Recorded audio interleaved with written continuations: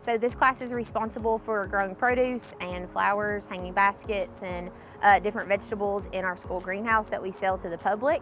We also use the produce that's left over after our annual plant sale to grow here in our raised garden beds, and then we harvest that produce throughout the summer. And then all of that produce gets donated to the Barren County Reads and Feeds program here that we do within our school district.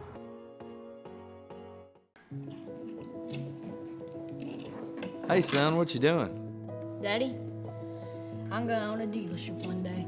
All right, I'll dream with you. From one small dream to over 25 dealerships in the state of Kentucky, we have set out to provide Kentuckians with reliable vehicles and the best customer service for over 50 years. This may have started with a simple dream, but our dedication to our customers will go on for generations.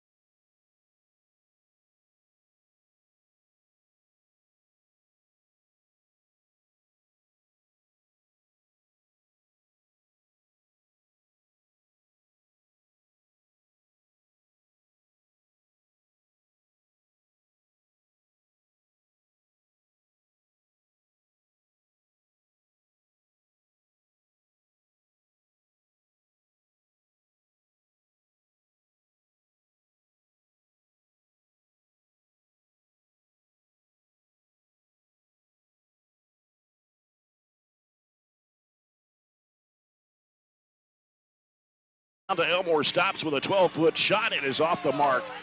Maybe a foul there on Cawthorn, but no whistle on that one. And underneath, here is Brown as Bird tried to take it away from her. Savage kicks it out to McAllister. Right side it goes to Ray. Ray drives, throws up the shot, no good. Ball tipped away out of bounds. They give it back to the Lady-Wildcats. Strange checking back into the Barren County lineup for Katie Elmore with 2:13 to go here in the first half, and we're tied at 17. McAllister looks to inbound. They try to force it in there to Cawthorn, take it away, had 4 Trojanettes around her. And now what do we got here? All on somebody. Going to be on Ray, I think.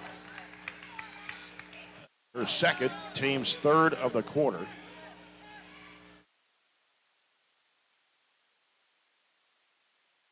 .207 to go here in the first half. Barren County has a chance to take the lead. Katie Murphy with the basketball. Cutting back to the left side. Gives it out front to Bird. Now Bird back to Murphy. And that is knocked out of her hands by Brown. That's no foul. I mean, she got hit in the face. And underneath, there's a shot put up and in by Brown. That's bad. She got smacked right across. Without officials if we want to. Yeah. 19-17, Franklin-Simpson. Varney. Working back left, gives it over to Murphy. Murphy getting the screen from Varney. Flips it into Varney in the lane. She is surrounded. They go off to Gerald's for 3. It is no good. And McAllister claims the rebound for Franklin-Simpson. Cold a little bit. Left side it goes to Savage. Back to McAllister. Right side is Ray. 15-footer on the right side. It's no good. Cawthorn the rebound. Digging in there is Murphy. She gets pushed to the deck. Digging in there, she gets that defensive rebound, and Cawthorn just two-hand pushed her down out of frustration. That's going to be her first and the team's fourth. 1:10 left of the half. Katie Murphy checking out of the game. Katie Elmore back in. Just a very brief rest for her. Yeah. Bird crosses midcourt. Left side, knocked out of bounds by Smith. Try to go to Strange. 1:01 left of the half. It's a 2-point ball game, 19-17.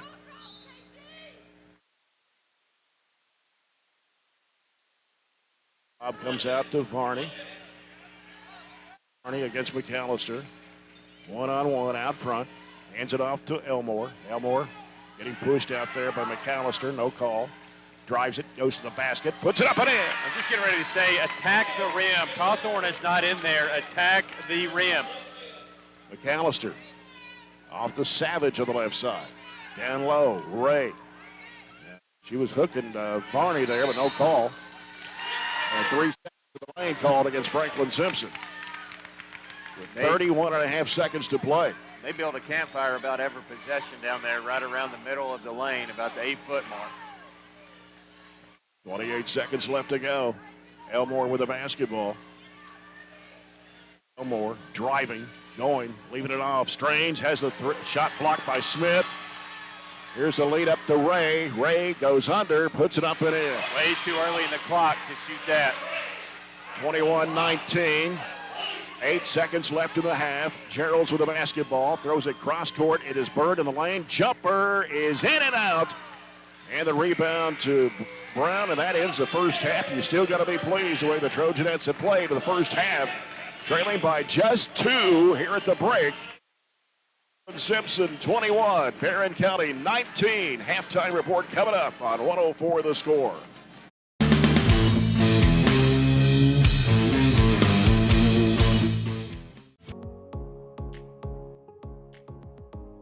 What I really like about with Project Lead the Way and with the STEAM content that I get to teach is it makes those real world connections. It's allowing kids to put their brain in action. It's not that, we're not at that time in the game where we're sitting and getting and taking notes and content. It's taking that content and applying it to real world selections. And that's what Project Lead the Way is allowing us to do and create those opportunities. Those students that you have in the classroom that may struggle with that reading and math are thriving with this content because they're able to put solutions to problems and fix things that they wouldn't necessarily get in a normal math or reading classroom. Just being able to figure out what didn't work and how to make it work and how to work through that process just in itself for you as a person is important, but also it builds those skills that are going to be necessary for each grade that follows us.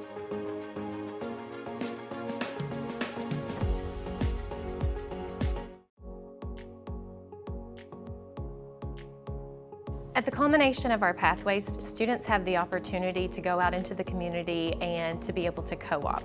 It's through these experiences that kids get real life experience. They get to practice the skills that they learn in the class, hands-on. I'm working here at Commonwealth Broadcasting Corporation, and it's just really awesome. I get to do lots of cool stuff like write commercials. I've voiced a couple commercials, and I just kind of help out with whatever anybody needs. My favorite part is getting to meet all the different kinds of people and also just getting opportunities like this co-op.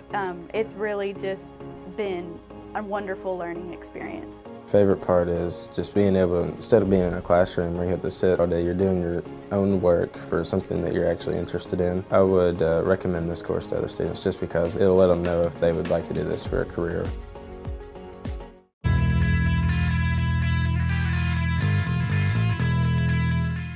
Trojanettes trail the Lady-Wildcats of Franklin-Simpson 21-19. It was 14-6 at the end of the first quarter. Barren County scores 13 in the second period to hold Franklin-Simpson at just 7 points and makes it a 21-19 ball game. This is the Extreme Cheer halftime report. Franklin-Simpson in the first half with 10 field goals, no three-pointers. They were 2 of 4 from the foul line in the first half. And Lania Brown with 8 points to lead Franklin-Simpson in scoring on 4 field goals. 6 points for Chloe Smith. She had 3 two-point baskets, went 0 for 2 from the foul line. Larisha Cawthorn with a couple of field goals in the first quarter, held scoreless in the second quarter. Had 4 points, 2 for Vanessa Ray and a 2-point basket, 1 point for Nasia Nolan on 1 of 2 from the foul line. Jasmine Savage and Caitlin McAllister, both starting the ball game, have not scored here in the first half. For the Trojanettes in the first half, 7 field goals. 3 of those were 3-point shots.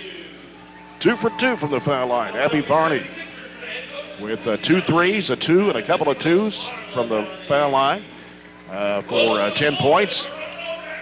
And Ashley Atkinson with a 3 and a couple of 2s for 7. And a 2-point basket from Katie Elmore. That's all the scoring for the Trojanettes in the first half, as Katie Geralds and Taylor Strange started the ball game, did not score. Katie Murphy and Shelby Bird saw action but did not score, along with Riley Wilson, who saw a couple of minutes and did not score in the first half. But you got to be pleased. The Trojanettes have battled here just to a 2-point deficit to a very good Franklin-Simpson basketball team. Yeah, had a shot there to run the clock out at the end of the first half, and we didn't. They got the rebound and quickly turned it into a layup. And that's what they do. They can score in buckets. They can score really quickly, and they take what you give them.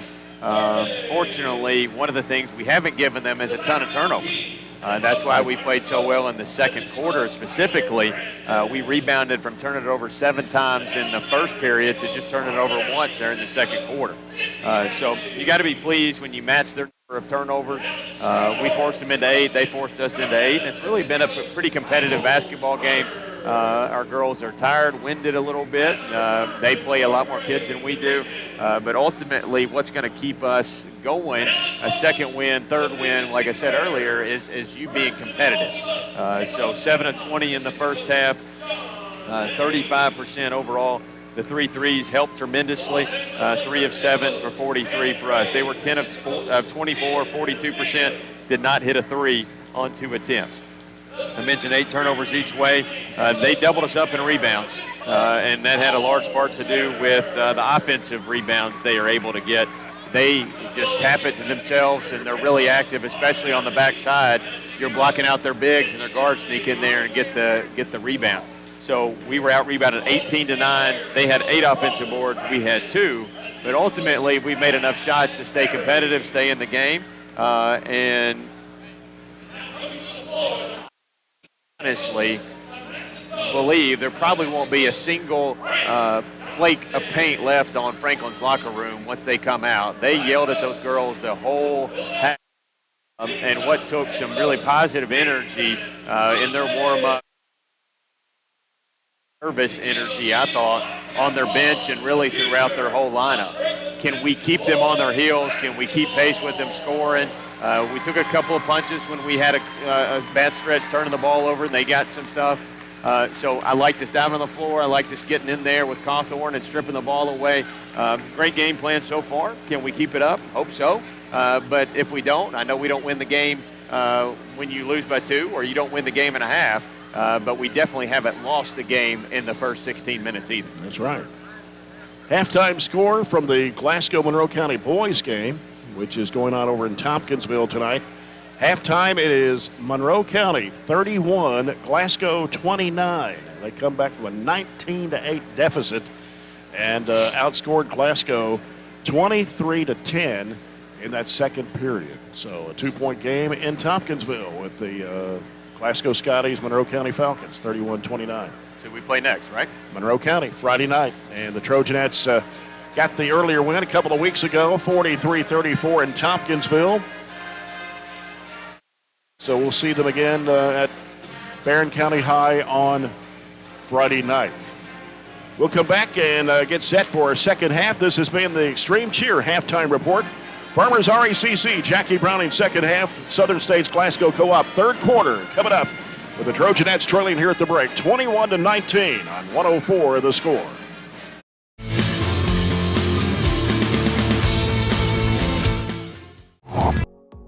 Medical Detectives is part of the Project Lead the Way curriculum, a feeder to the biomed program at the high school. One of the things that I really enjoy about this class is that it does expose the students to a number of different medical careers and give them ideas that there are numerous potential career opportunities for somebody in the medical field. I would definitely recommend the class for someone who has interest in medical sciences. And you'll learn a lot about the brain, vital signs, and just all around a lot about science. Classes that we're offering here with Project Lead the Way, it allows them to have those real world problems where they're able to connect with each other, connect across soft skills that they're able to develop and work through those problems together. And so within our school, within our district, we provide lots of different opportunities for students to learn, to grow. And so that's what our goal here is at Barren County Middle School, is to empower students through our learning opportunities.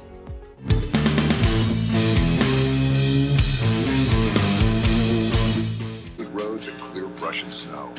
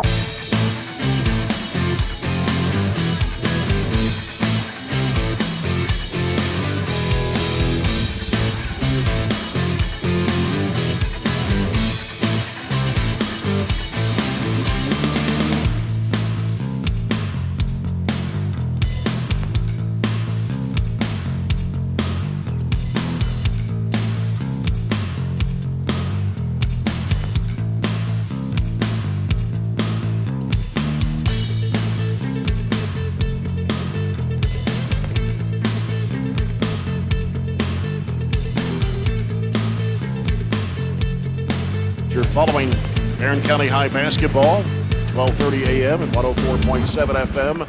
The Score, WCDS Glasgow, online at 104thescore.com and on PC Live tonight. Nobody in foul trouble. Vanessa Ray picked up 2 for Franklin-Simpson, and Ashley Atkinson picked up 2 for Barren County. Not a whole lot of fouls called in the first half at all, so hopefully the way that we play continues, the way that the game's being called. Franklin-Simpson, only one senior on their squad. We talked about that earlier. Caitlin McAllister is the only senior. They may have had some players take a year over for COVID. I don't know, but yeah, I'd say it's hard to keep up with now with it's being 3 years ago. Right. County's basketball as Elmore gives to Atkinson. 3-2 zone here. They did not show that in the first Goes to Gerald's in the corner, back out to Elmore, back to Gerald's in the left corner again. Back to Elmore. She'll bring it over to the right side. Gives it to Varney. Their length makes his own tough. It's Gerald's in the corner once again. Because they've got Smith, Cawthorn on the top of that 3-2 zone, and they're the tallest players on the team. You want to overload the side they're not on a little bit. Yeah. Cawthorn's playing in the middle, Smith on the left side of the 3-2 zone, and they've got Brown over here on the right. Back out front. Score against it, penetrate the gaps and go into the diagonal pass in the corner. Gerald's down low, Varney, and had it swiped out of bounds. It'll stay with the Trojanettes. We play just over a minute of this third quarter. Varney will put it in play. Lobs it out to Elmore out front of the right side. Straight away. It's into the corner. Here's a three. Good! Knocking it down. Abby Varney on the deep left corner for her third three-point shot of the game. confidence in that deep ball tonight from Abby. And a 22-21 Barren County lead with 6:41 to go in the third quarter. Brown out. Alistair open three-point shot. No. Rebound comes off long to Elmore. Elmore pushed it down the floor, trying to get around McAllister. Flips up the shot. Foul on McAllister. Don't want to leave McAllister open. We got a break there. She shoots it really well from three, plus 40%. So got a break there and long kick, and I liked Elmore challenging her at the rim, even though it was a one-on-one type situation. That's the first one, no good. Too strong. 59% from the foul line of the season. Brown checks out for Franklin-Simpson. They bring back in Nolan. Barren County up by one here. 6:29 to go in the third. Elmore for the second of two on the way. Got it. With a 2-point lead, 23-21. 6:24 to go, third period. Cawthorn down low. Smith puts it up and got it. Yeah, the high-low game kills us right now. We have to be prepared for that. They used it once in the first half. I'd say they'll go to that well a lot here in the second. Ties it up at 23. Here's Elmore with the basketball. Straight away over to Atkinson on the left side. They work it down inside. A strange, it won't go. With it going back the other way for Franklin. Long pass down underneath Smith, trying to back out. She gets double teamed down underneath the basket. Here is a three by Savage. It is no good. Cawthorn puts it back up, no. Puts it back up and in. Got to move her off the block. I know that was too hard for Abby to do with her facing her, but their offensive rebounding, it continues to grow. And Franklin-Simpson regains the lead, 25-23. Atkinson, right corner. Elmore skips it back left over to Varney. Fakes, trying to drive against McAllister. Kicks it out to Atkinson. Atkinson circles around, gives it to Elmore, drives a baseline. Oh, threw it away. Abby was breaking to the rim instead of staying in the corner. Franklin-Simpson's basketball, 5:18 to go here in the third. They lead it by 2. It's 25-23.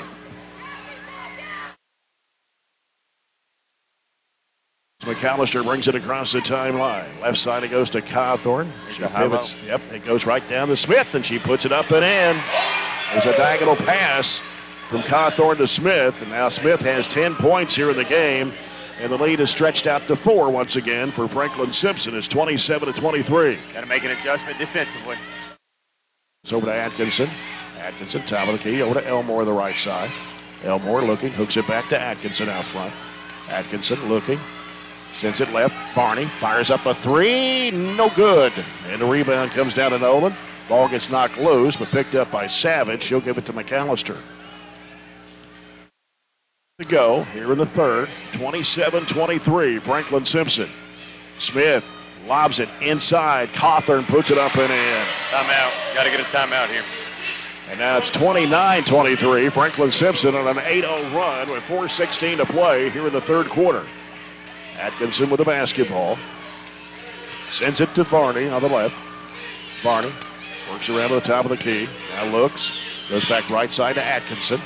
Atkinson hooks it over the left side over to Elmore. Elmore hooks it right back to Atkinson, fires it from 15. Good. That was a good job pitching it on the move and getting your feet right to score it. 9 points for Ann Ashley Atkinson. Is 29-25. Franklin-Simpson. McAllister goes left side with it. Cawthorn and Barney taking it out there. Finally coming up with it was Atkinson, and a foul going to be charged to Smith. Active Barney caused the disruption and eventually the Franklin turnover. It's the first foul on Chloe Smith for Franklin-Simpson. 3:40 to go in the third. Barren down by 4, 29-25. Led by 2 at one time, 6:41 to go in the third before Franklin-Simpson rallied back with an 8-0 run. Here's Elmore on the left side. Sends it back out to Varney. Right corner, Atkinson. Atkinson throws it down underneath to Elmore, puts it up and in, and a foul. Great job right there. Because you're going to the rim, good things happen. If you throw it around the perimeter, you're easy to guard, and really Franklin doesn't have to do anything. Their length keeps you out. Just turn the corner, and all of a sudden there Elmore appeared wide open for an and one opportunity. That was on McAllister, her third. Riley Wilson is checked back in the Trojanet lineup. Free throw good. Old-fashioned three for Katie Elmore. 1 point, 29-28. 3:18 to go, third period. Brown back on the court now for the Lady-Wildcats. Brown on the dribble. Ooh, almost picked up the pivot foot. Hand it off to Cawthorn. Cawthorn will send it off to Savage. Savage out to Brown once again. 3 minutes to play in the third. Now Brown wanting to drop the basket, puts it up and in. Turned the corner on us there. 31-28. Barren County down by 3, 2:47 to play in the third quarter. Elmore. Atkinson. Atkinson looking. Sends it in the lane. Elmore left of the lane now. Shovels it off to Wilson. Out to Gerald. Gerald throws up a runner. No good. And rebound comes off to Smith. The outlet pass. Here's Cawthorn taking it to the basket. Puts it up. Missed the layup. Rebound to Riley Wilson. Hands it off to Varney. Had it poked away from behind. A foul on Cawthorn. Her second. It's the fourth foul on Franklin-Simpson here in the third quarter.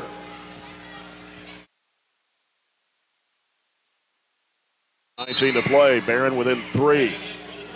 Shelby Bird checks back in the Trojanet lineup for Katie Elmore.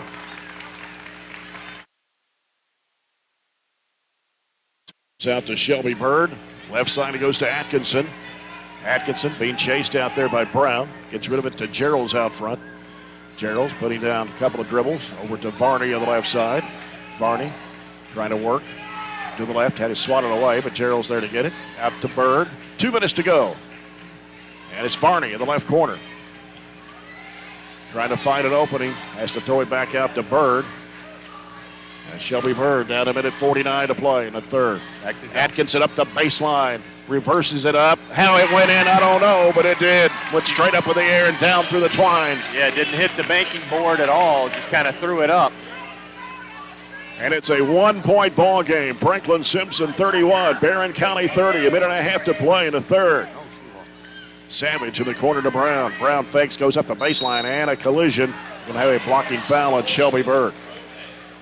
Couldn't quite cut off the baseline to get the charge. And that's the first foul of the third quarter on the Trojanettes with 1:25 to play. Yeah, it's okay. You're a long way away from the penalty there, not in foul trouble. Brown gets it into Smith. She puts it up and in. And a foul. Can't let that happen. She just faked right back, hands up, up and in. Wilson, her first, and number 2 on the Trojanettes. Going to have a timeout here by Franklin-Simpson. A 30-second timeout with 1:24 left to go in the third quarter. It is Franklin-Simpson 33, Barren County 30. Franklin-Simpson coming to this game at 22-1, outscoring their region opponents by an average of 35 a game. And the Trojanettes hanging in there with them. Just a 3-point deficit. Yeah, we hung tough. Just one turnover again this quarter. We started with 7, have 2 since. So Franklin's also kind of cut down the turnovers this quarter, more of a well-played quarter, both ends. We haven't allowed a ton of offensive rebounds. There was just one possession where they got a couple back-to-back offensive rebounds. So what has hurt us is the big duo. They have kind of gone to each other. Cawthorn has a couple of buckets, and Smith, after that, also has a couple. Smith is 0 for 2 from the line tonight. 67.5% of the season. Has scored 12 points in the basketball game, and a free throw is on the way, and it's good. 4:30, Franklin-Simpson, a minute 23 to go in the third period. Barney with the basketball out front. Sends it over to Bird. Goes down to the corner, Atkinson fires it down in there to Hannah Bragg underneath to Gerald. She goes up, shot it over the rim. And Smith with the rebound. Hannah Bragg in the ball game for the first time tonight, a 6-foot sophomore. As we come down to 1 minute to play. Here's Brown with it. Gets rid of it over the left side to Nolan. Back out now to Smith. Right side it goes to Savage. Savage goes down low. In there to Cawthorn with a 10-footer and drains it. She didn't have many jumpers. You have done a really good job pushing her out. Be a jump shooter, but she's had a really good quarter. 36-30, Franklin-Simpson. Varney holds it out there with 35 seconds to play in the quarter. Lady-Wildcats in that 3-2 zone. Got it packed in with 24 seconds to play. Atkinson has the basketball, putting it against the deck. 18 seconds to play. Near side Bird, back to Atkinson. Out in the middle of the court. 13 seconds to play. Atkinson, one dribble, sends over to Varney, back to Atkinson, over to Bird. Bird back to Atkinson, down to 4. Gonna have to think about it. And it's Bragg throwing it up at the front of the rim, got her on rebound. Time runs out though. So we're at the end of 3. It is Franklin-Simpson 36, Barren County 30. We'll be back with the fourth quarter in a moment on 104 The Score.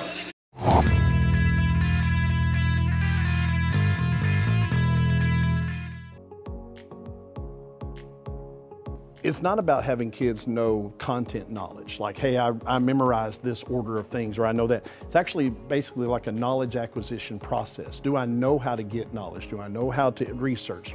What's my question? How do I know when I've learned this? How do I know when I'm ready to go to the next thing?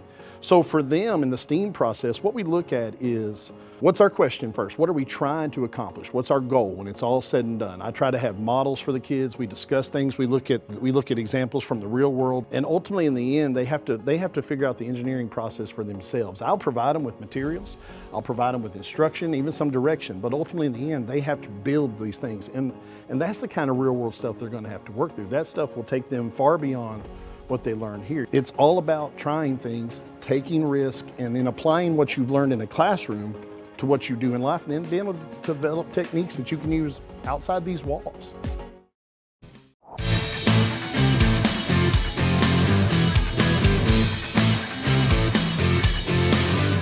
Franklin came back, scored 15 to Barren County's 11. The Trojanettes did take a lead with 6:41 to go in the third, led 23-21. But Franklin-Simpson comes back, scores 15 to Barren County's 7 the rest of the way. Very high percentage shots for Franklin. They were 7-11 that quarter. Cawthorn out to McAllister, right side Brown, drives, cooks it off, a bad pass in there. They try to force it, turnover by Franklin. Here's Elmore. She had it smacked away and out of bounds into the Barren County bench.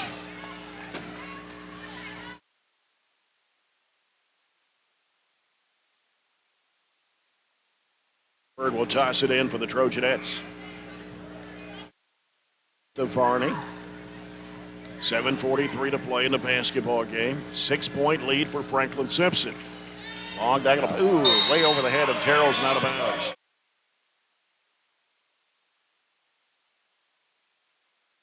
So you make the easy pass around the perimeter, rotating it. There's no need to skip. When we've gotten away with some, really dangerous ones at times. Brown angles off to the left side, reverses back right. Picked up by Hannah Bragg. They try to Smith. And a turnover by Franklin-Simpson. Here's Elmore out front. Got to get some points off these turnovers. Yep. The 3-2 zone again. Go over to Gerald's on the right side, halfway in the corner. Gerald brings it out. Sends it over to Varney. Varney. Cut off, works against Nolan. Back out now to Gerald's. Gerald's works right side, goes to Bird. Going to fire up a long three. No, off the right side of the rim. That'll go out of bounds. Follow your shot there. Coca-Cola scoreboard update. Monroe County 43, Glasgow 39 after 3 periods. For the Trojanettes. Katie Elmore got Ann Ashley Atkinson, Hannah Bragg, and Abby Varney on the court right now. 36-30, 6-point Franklin-Simpson lead. And here's Smith breaking to the basket, lays it up and in. Right there, they isolated the whole left side. 38-30, Franklin-Simpson. Murphy in the corner, Elmore. Back to Murphy, top of the key. Back to Elmore, fires it out of the corner. Got it! 2-pointer for Katie Elmore. Point number 8. Hanging around, timeout to adjust this defense. Full timeout with 6:25 to go in the basketball game. It's Franklin-Simpson 38, Barren County 32. This timeout brought to you by the People's Bank. The People's Bank with a location in Cave City, your local community bank. I did not think Franklin did a really good job in the first half using both of their bigs.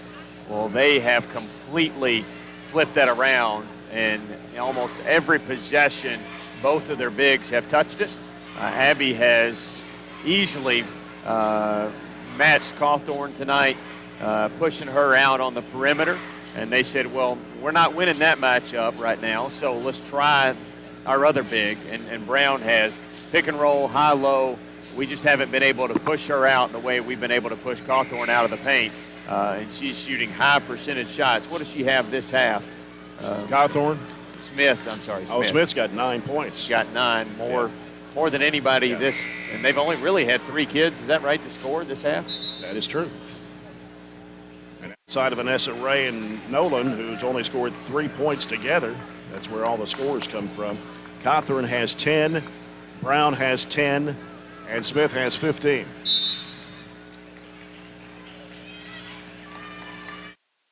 Simpson basketball out of the timeout. Here's McAllister. McAllister working the left side, leaves it off with Savage. Back in the corner, McAllister circles around, dumps it off to Cawthorn. On the left side, defended by Varney.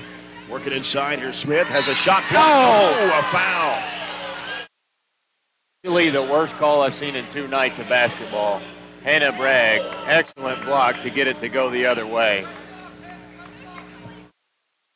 Behind it. He was behind it. 35 wasn't. That makes it even worse. Okay. 2 fouls on Atkinson. Would have been on Bragg. Yeah, the foul's on Bragg. So that makes it, like I said, even worse. First shot missed by Smith. Has one more, and it drops in.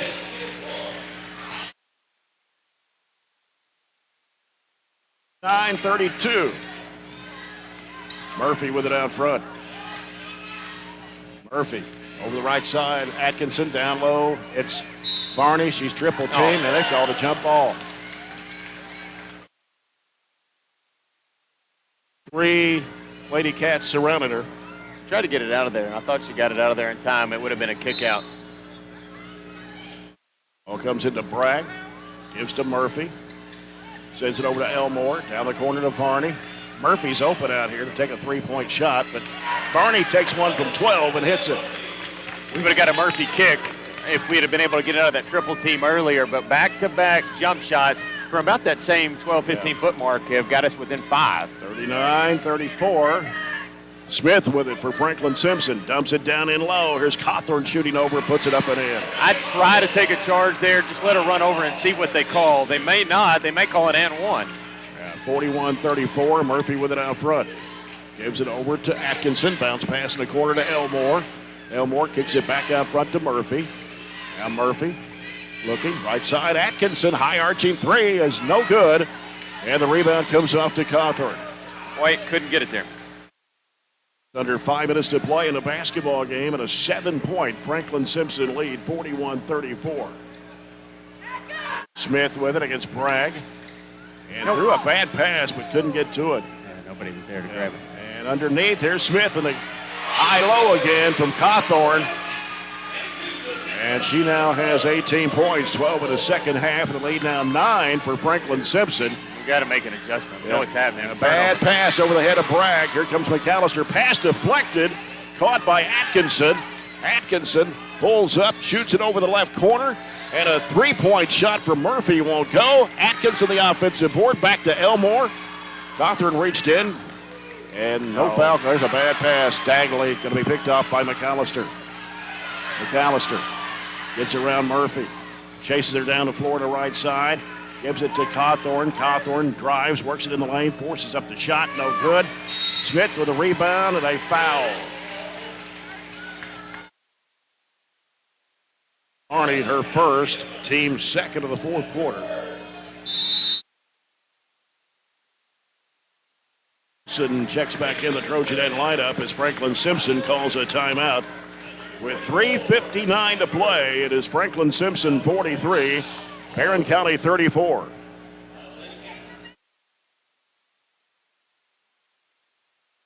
Out honestly benefits us more than it does them, I think. Only scored 2 points in the last, let's see, run it back here.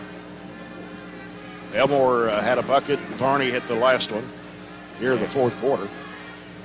About 6 minutes. So it's been about, 2.5 minutes since we scored a bucket.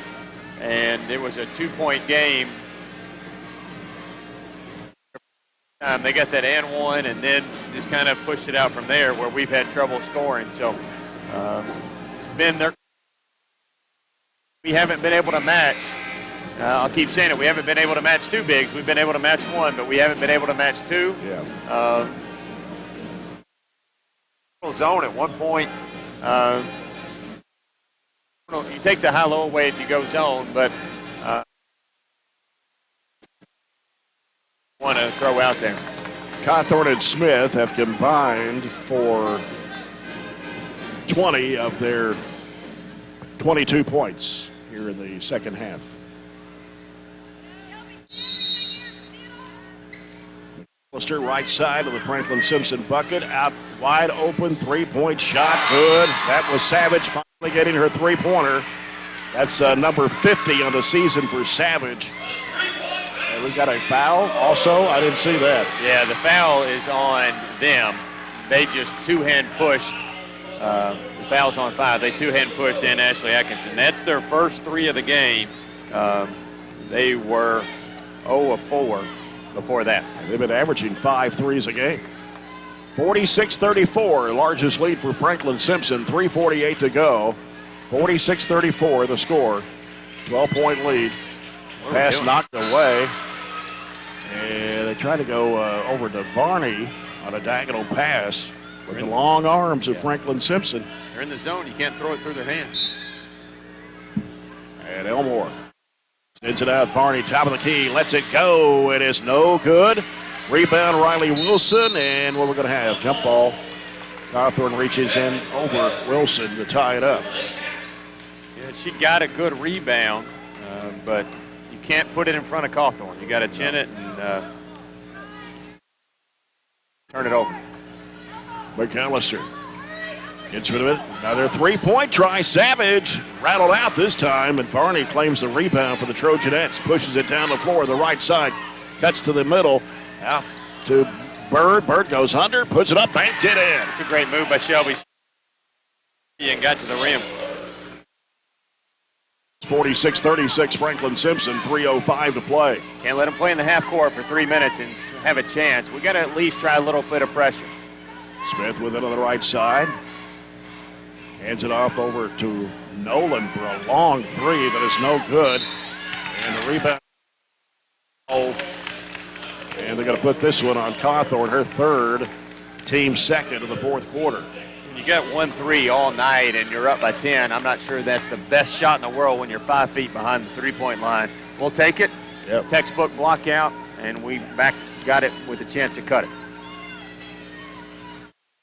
Barren County's Varney with the basketball, gets into a trap, needs some help, throws it back out front to Elmore. Straight away Bird over to Atkinson to the left corner. Throws it back across to Elmore in the corner. Varney going to throw up, three-point shot, got it! We were for that make this quarter on threes. Turn up the D here. 46-39, Trojanettes down by 7. Go get her. And goes right side with it over to Nolan. Nolan against Atkinson. Back out to McAllister. 2:07 to play. McAllister now to get rid of it. Back out to Nolan. Lobs it in there to Cawthorn. Cawthorn driving to the basket. Puts it up. It's good and a foul. Yeah. A little bit further out on the floor. But that's the first time she's really scored over top and gotten an and one opportunity. Believe it or not, both teams are perfect from inside the arc this quarter. We're 3 of 3, they're 4 of 4. That was on Varney, her second. Team's third of the quarter. Cawthorn, her first trip to the charity line tonight, a 63% foul shooter on the season. And it's up and it's good. She has scored 11 of her 15 points in the second half. She only had 2 baskets in the first quarter. And now it's a 49-39 lead for Franklin-Simpson as Bird handles the basketball, penetrating, free throw line shot, banked it up, no good. Cawthorn with a rebound. 1:44 left in the contest, 49-39 Franklin-Simpson. Working with it is McAllister. Dubs it into Cawthorn. Cawthorn now throws it down into Smith. Smith on the left side of the key, hands it off out there to Brown. Brown working around the perimeter over the right side to McAllister. Now Ray driving to the basket, collides, and an offensive foul. And she charged right into Katie Geralds. There have been opportunities tonight to take some of those charges. I think the next time we play them, we'll have to make sure we do that. Elmore had it swiped away and then tries to dive in for the loose ball. They're going to call the foul on her. More like the first quarter as far as the turnover department goes. We had 7 in the first. We have 6 in this quarter. You take that away, we only have 2 turnovers full game. And it was that bad to Brown. She was out of bounds. Bird was there for the defensive pressure. Turnover gives it back to Barren County with a minute 12 to play. Just simple press up, and they made a mistake. To the corner, Varney with it. She's covered up by Ray. Out top, three-point shot. Got it! Wow, that's a huge step back, big time. To do, though. We still got a lot of work to do. Yeah. Down 7, just over a minute to play. And Barren County's become the first team to score over 40 points against, let's see, I'd have to look back at the Franklin-Simpson schedule to see. We're only 12 teams on their schedule have scored over 40 this season. Yeah, this season. So it's not been a ton. I know that's not a marker. You want to have more points than they do, right. But only a couple of teams have been able to do that this year too. Actually, just one. That was Boyd County, like you said. Well, you do that. There are 12 games in the region. In the 4th region, they've outscored their opponents with an average of 35. And this is a 7-point game, 49-42. Only Owensboro, they beat by 5. Davis County by 9. Louisville Christian Academy by 4. Beat Taylor by 10. That's been the closest wins. Yeah, no team in this region has scored more than we have against them. No. And Bowling Green was beaten by Franklin-Simpson 51-33.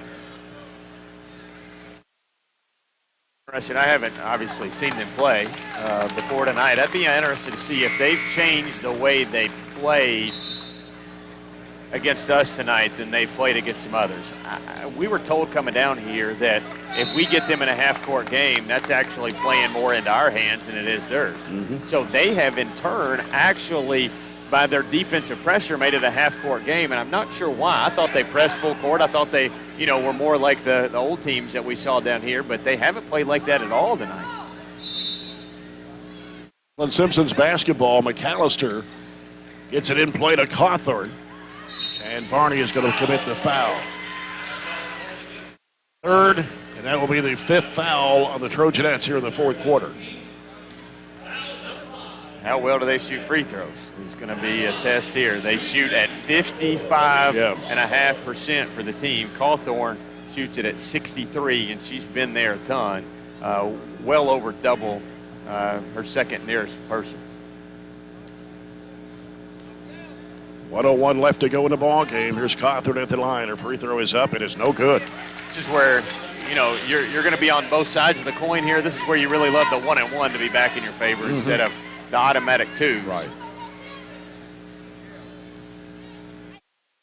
One more for Larisha Cawthorn.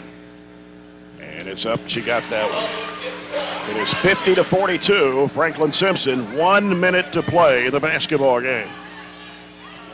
To Elmore. Elmore looking off to Varney. Varney working around the left side. Throws it up. No good. Rebound to Cawthorn. Just kind of rushed it up there. And a foul.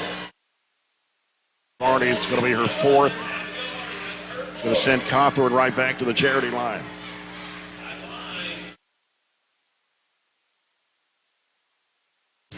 .4 to play.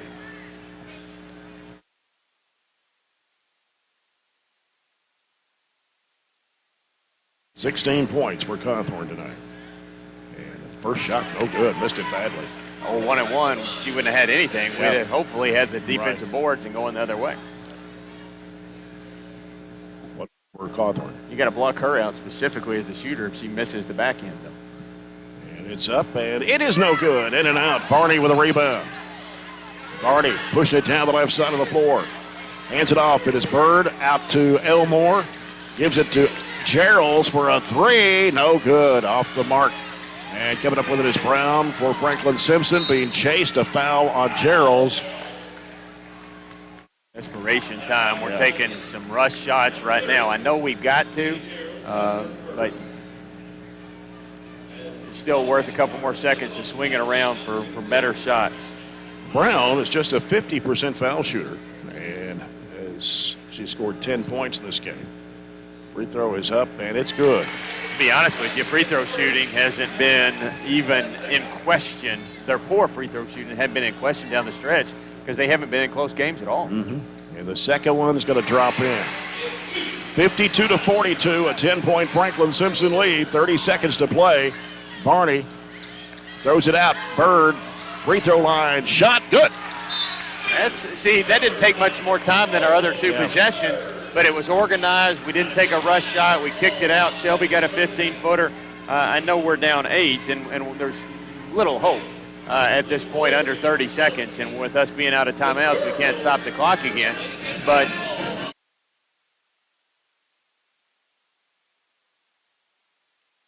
quarters, and we've only had 3 other ones, or 3 total. 2 quarters we did not execute really well to end it. It cost us some points, and definitely we lost some potential points on our end. So it's just little things. I said this at the beginning, and I'm clearly happy with how we played, but I'd be much happier if we were going to end up with a W. But the 2 games we played against Bowling Green and Franklin show we can beat them. Yeah.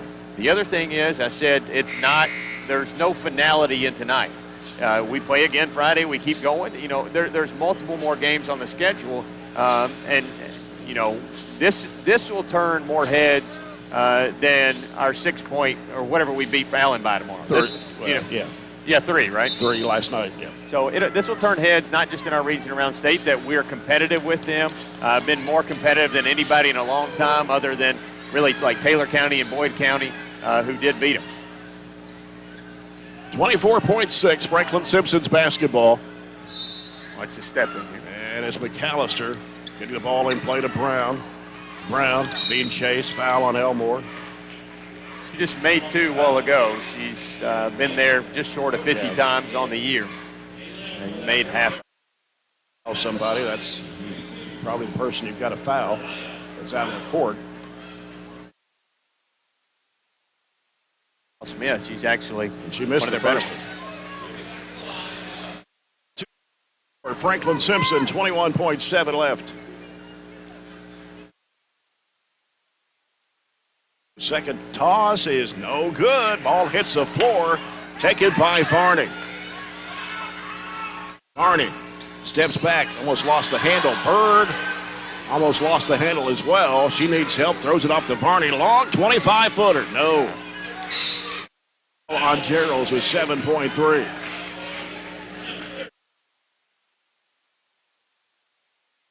Yeah.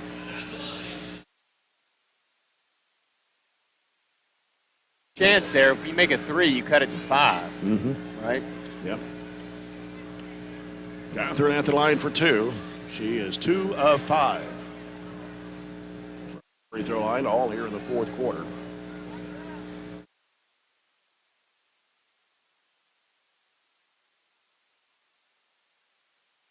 .344 for Cawthorn.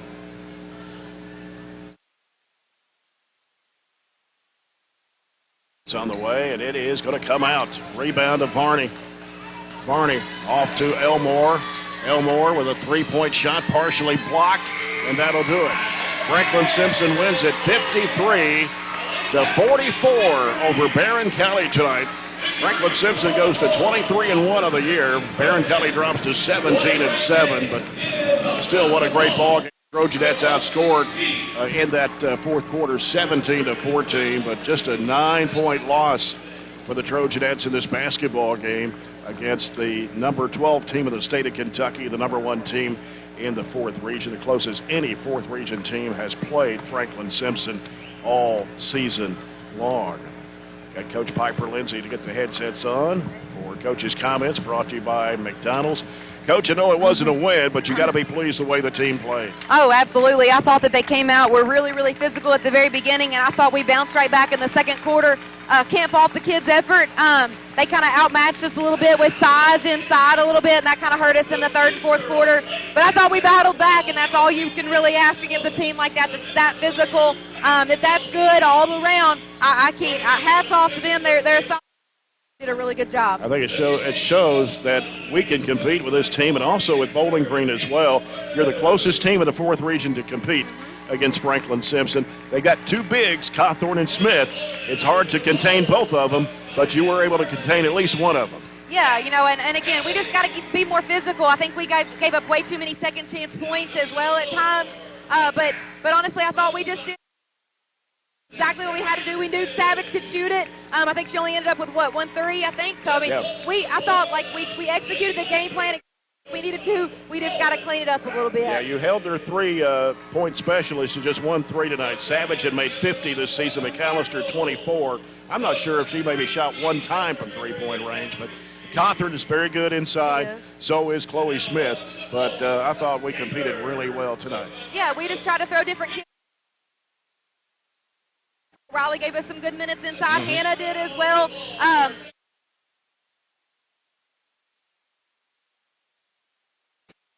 Just as much as they do us, we got the right to that space just like they do. And hope a chance to play them down the road sometime in the regional tournament would be awfully nice. We'll love that chance. Yep. You got Monroe Friday night, a team you beat by 9 over in Tompkinsville. They're playing at Glasgow tonight, and I think the boys' game is first. They're going to play the girls' game second. But a rematch with the Lady Falcons on Friday night. What do you do to get ready? You're off until Friday now. That's what I was going to say. We need a little break. We'll take off tomorrow for sure. Of course, back-to-back games last night and tonight were 2 pretty tough games. And then rest a little bit, but then get ready because we got Friday and Saturday again. This is for a little while with back-to-back games. So get some rest. And obviously we know that Thompson is tough inside against Monroe. So, again, get another chance for us to be physical inside, and our bigs can work. Well, Coach, we'll see you on Friday night. All right, Jay, thank you. Coach Piper Lindsay, the Trojanettes fell 53-44 to Franklin-Simpson here on their home court tonight. And we will come back with our post-game coverage. Coach's comments brought to you by McDonald's. Enjoy a meal today at McDonald's on Smith Road. As we have the post-game report coming up next here from Franklin-Simpson High School. The post-game report brought to you by CPC Commodities. Proven at our farm and made for yours. We'll have the post-game report, stats, and more after this break on 104 The Score.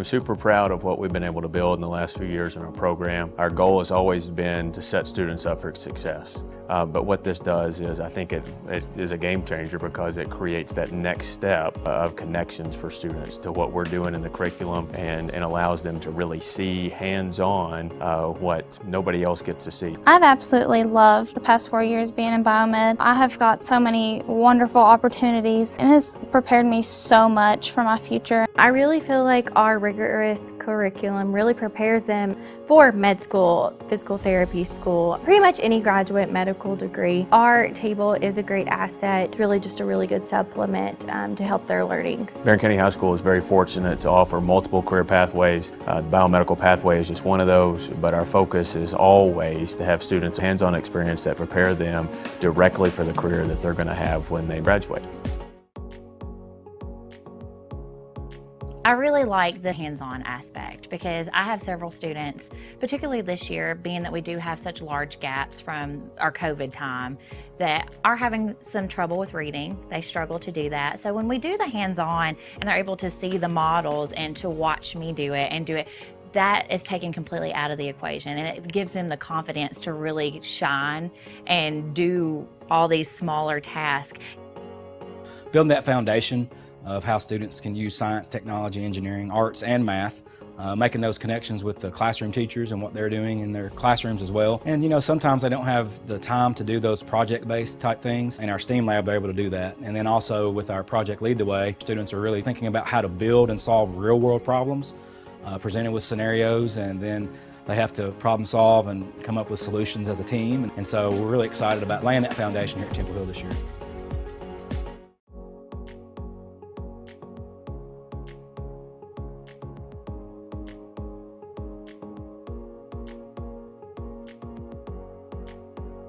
We start working all the way from kindergarten, and they start doing, if it's building the 3 little pigs houses and they have to build something and test it and all of these sorts of things, they start that kind of problem solving skills really young. We do a lot of group work, so they have to collaborate, they have to learn how to work well together, how to compromise. It's been really cool kind of seeing them kind of come in to kind of get all kinds of things. And plus it kind of prepares them, it kind of shows them like different career options and a lot of things that they've never thought about before. And so when we're doing Project Lead the Way and we're studying engineering, we'll pull up scientists and we'll pull up astronauts, and we've watched some launches on TV and just stuff like that to kind of show them that there's kind of a big world out there and there's all kinds of places and things that they can do.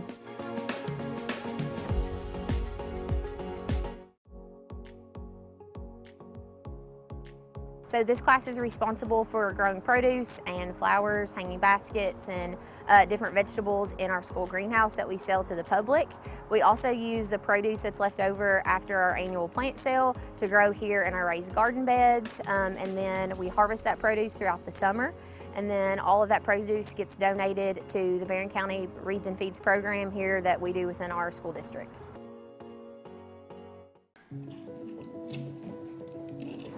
Hey son, what you doing? Daddy, I'm going to own a dealership one day. All right, I'll dream with you. From one small dream to over 25 dealerships in the state of Kentucky, we have set out to provide Kentuckians with reliable vehicles and the best customer service for over 50 years. This may have started with a simple dream, but our dedication to our customers will go on for generations.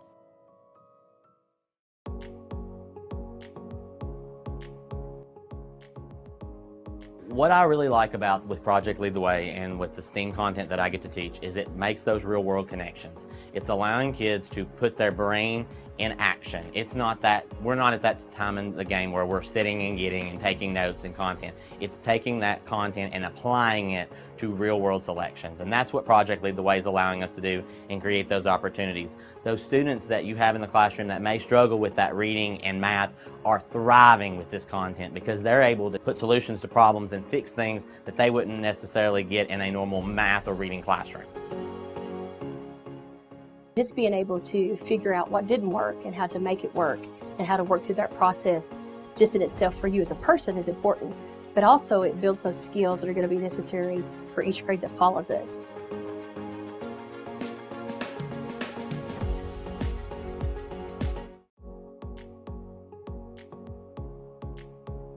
At the culmination of our pathways, students have the opportunity to go out into the community and to be able to co-op. It's through these experiences that kids get real life experience. They get to practice the skills that they learn in the class hands-on. I'm working here at Commonwealth Broadcasting Corporation, and it's just really awesome. I get to do lots of cool stuff like write commercials. I've voiced a couple commercials, and I just kind of help out with whatever anybody needs. My favorite part is getting to meet all the different kinds of people and also just getting opportunities like this co-op. It's really just been a wonderful learning experience. Favorite part is just being able, instead of being in a classroom where you have to sit all day, you're doing your own work for something that you're actually interested in. I would recommend this course to other students just because it'll let them know if they would like to do this for a career.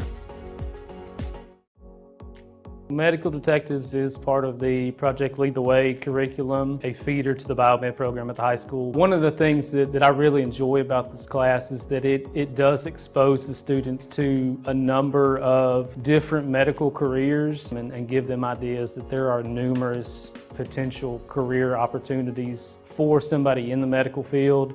I would definitely recommend the class for someone who has interest in medical sciences, and you'll learn a lot about the brain, vital signs, and just all around a lot about science. Classes that we're offering here with Project Lead the Way, it allows them to have those real world problems where they're able to connect with each other, connect across soft skills that they're able to develop and work through those problems together. And so within our school, within our district, we provide lots of different opportunities for students to learn, to grow, and so that's what our goal here is at Barren County Middle School, is to empower students through our learning opportunities.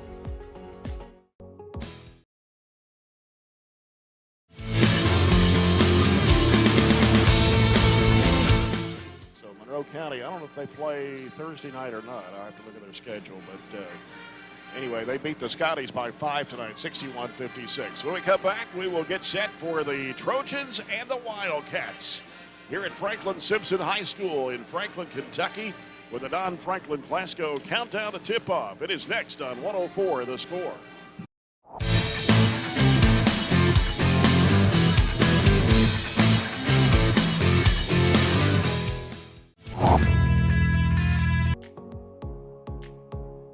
It's not about having kids know content knowledge, like, hey, I memorized this order of things, or I know that. It's actually basically like a knowledge acquisition process. Do I know how to get knowledge? Do I know how to research? What's my question? How do I know when I've learned this? How do I know when I'm ready to go to the next thing? So for them in the STEAM process, what we look at is, what's our question first? What are we trying to accomplish? What's our goal when it's all said and done? I try to have models for the kids. We discuss things. We look at examples from the real world, and ultimately in the end, they have to figure out the engineering process for themselves. I'll provide them with materials. I'll provide them with instruction, even some direction, but ultimately in the end, they have to build these things, and that's the kind of real world stuff they're going to have to work through. That stuff will take them far beyond what they learn here. It's all about trying things, taking risk, and then applying what you've learned in a classroom to what you do in life, and then being able to develop techniques that you can use outside these walls.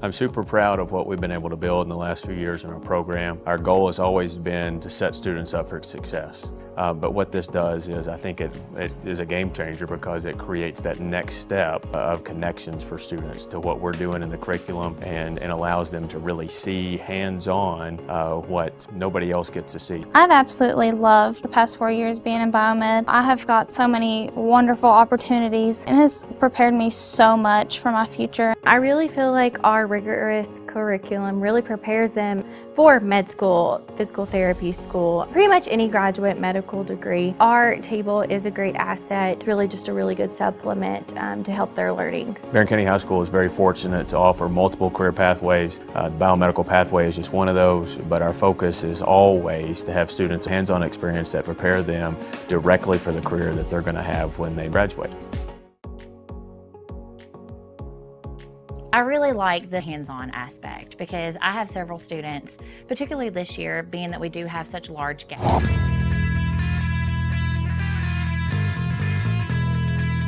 That saw Barren County score just 1 point in the final quarter to Allen County Scottsville's 19 points.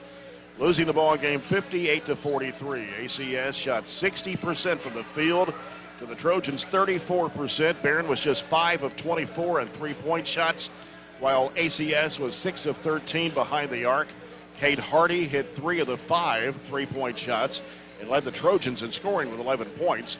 The loss dropped the Trojans' record of 14-8 and 4-2 in district play. They're now tied with Warren East, however, that still have the top seed of the district with victories over the Raiders twice. And now with Allen County, Scottsville, and Glasgow still to play on Friday night, it's still uncertain as to who the Trojans will now play in the district tournament. If Glasgow defeats Allen, the Trojans will have to face the Patriots again on their home floor 3 weeks from tonight. The Trojans have now lost 4 of their last 5 games, and tonight is the 3rd game in 4 days as they take on the Franklin-Simpson Wildcats. Franklin-Simpson is 12-8 under 12th-year coach Dee Spencer. They defeated Russellville Friday night 68-55. They are 5-0 in District 13 with teams Russellville, Logan County, and Todd Central. The Wildcats were 23 of 34, 52.3%, 6 of 11 on threes, 16 of 24 from the foul line. O.J. Gamble had 18. Matthias Dickerson and Jekiah Partinger both had 14. Dickerson hit 4 threes. Franklin-Simpson has won 5 of their last 6 games. They have wins over 15th district teams, Allen County, Scottsville by 24 and by 33, and Glasgow by 11. They are 8-4 against 4th region teams. 5 of their 8 losses have been by 8 points or less. They've lost to Monroe County by 10, Warren Central by 2. That was before they had their main starters back. Lost to Warren East by 1 and Bowling Green by 29. Franklin-Simpson has won 3 of the last 4 meetings against the Trojans. The Wildcats winning last season 55-51. The Trojans' last win over the Wildcats was here in the first round of the 4th region tournament when winning district teams hosted the first round. That was during the COVID year, 2021. The Trojans won 62-59 in overtime here.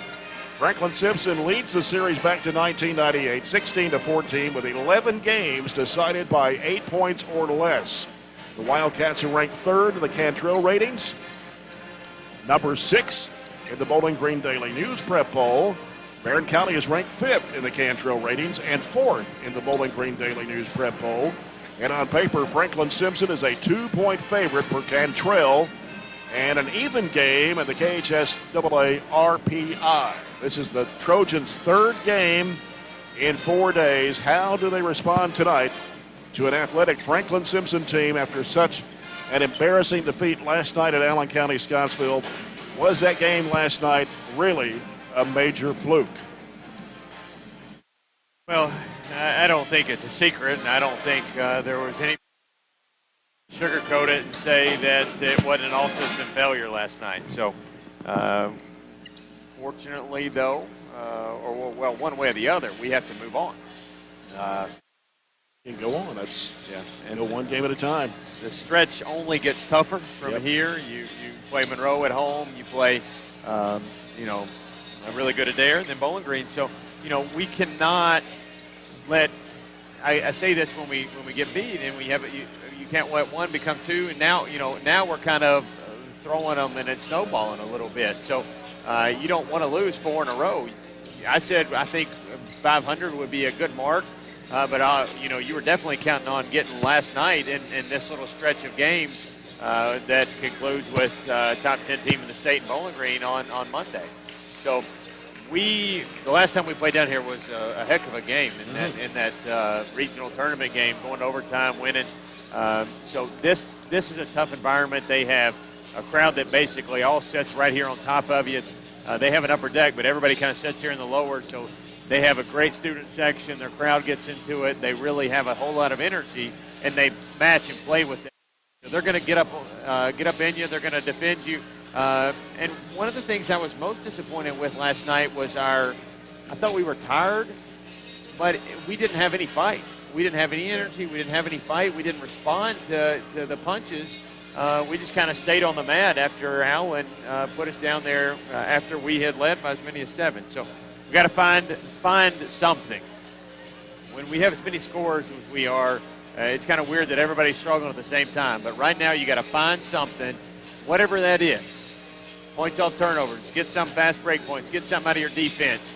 You know, I don't know what that is, but last night is not what we are and not who we are. It was a fluke, but you have to such.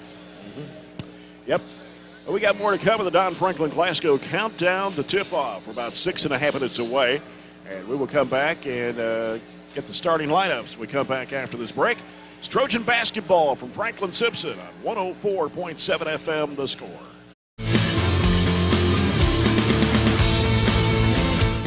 Apps from our COVID time that are having some trouble with reading. They struggle to do that. So when we do the hands-on and they're able to see the models and to watch me do it, that is taken completely out of the equation, and it gives them the confidence to really shine and do all these smaller tasks. Building that foundation of how students can use science, technology, engineering, arts, and math, making those connections with the classroom teachers and what they're doing in their classrooms as well. And you know, sometimes they don't have the time to do those project-based type things. In our STEAM lab, they're able to do that. And then also with our project Lead the Way, students are really thinking about how to build and solve real-world problems, presented with scenarios, and then they have to problem solve and come up with solutions as a team. And so we're really excited about laying that foundation here at Temple Hill this year.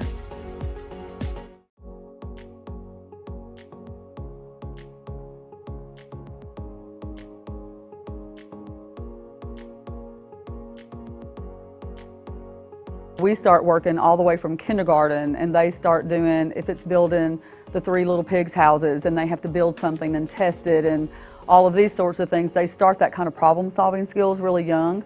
We do a lot of group work, so they have to collaborate, they have to learn how to work well together, how to compromise. It's been really cool kind of seeing them kind of come in to kind of get all kinds of things. And plus it kind of prepares them, it kind of shows them like different career options and a lot of things that they've never thought about before. And so when we're doing Project Lead the Way and we're studying engineering, we'll pull up scientists and we'll pull up astronauts, and we've watched some launches on TV and just stuff like that to kind of show them that there's kind of a big world out there and there's all kinds of places and things that they can do.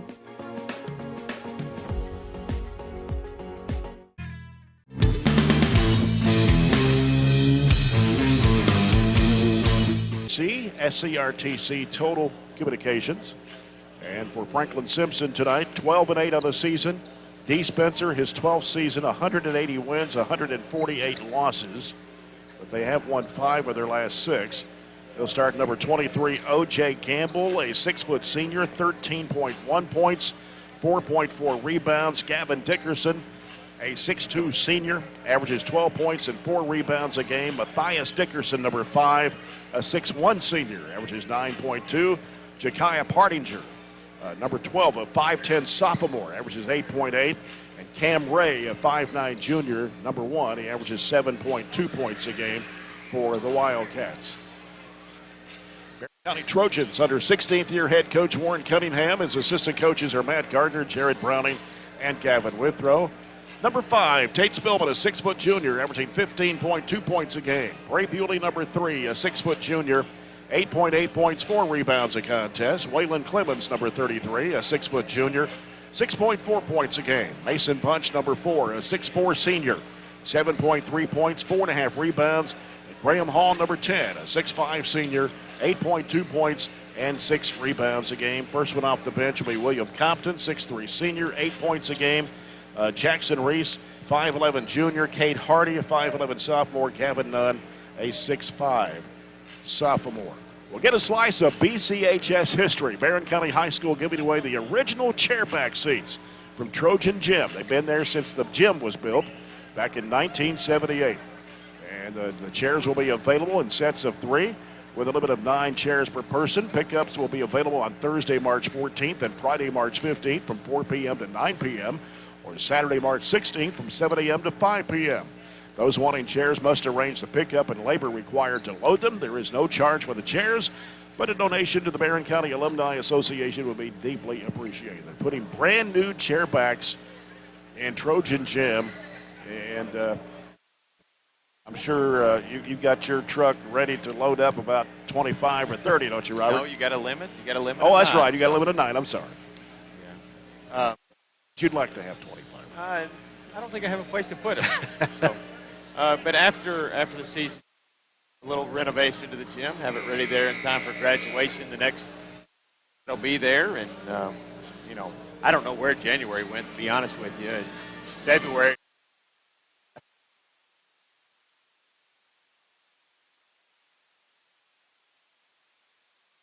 Tournament for the boys is 3 weeks from tonight. Both of them will play doubleheader for the first time in a long time on the boys' side. The 1-4, then the 2-3 will play right after that. So just all the old people, I'm not talking about you, Jay, but all the old people said it goes quicker the older you get, and it definitely does. I don't know where the school year's gone, and I don't know where the weeks go either. So take advantage of every opportunity you get to come out here. Granted that lay down on you, I'm sorry, and feel sorry for you because you've lost X number of games in a row or whatever that is. So Franklin senses blood in the water. I guarantee they know the score from last night. I guarantee a lot of people were talking about it, unfortunately, but they know the score from last night and they're ready to pounce on us. So we've got to make sure we come out, and I said the girls didn't win the game in the first half, but they definitely didn't lose it either. They allowed us to stick around. We can't lose this game in the first or second quarter by just having a barrage fouling.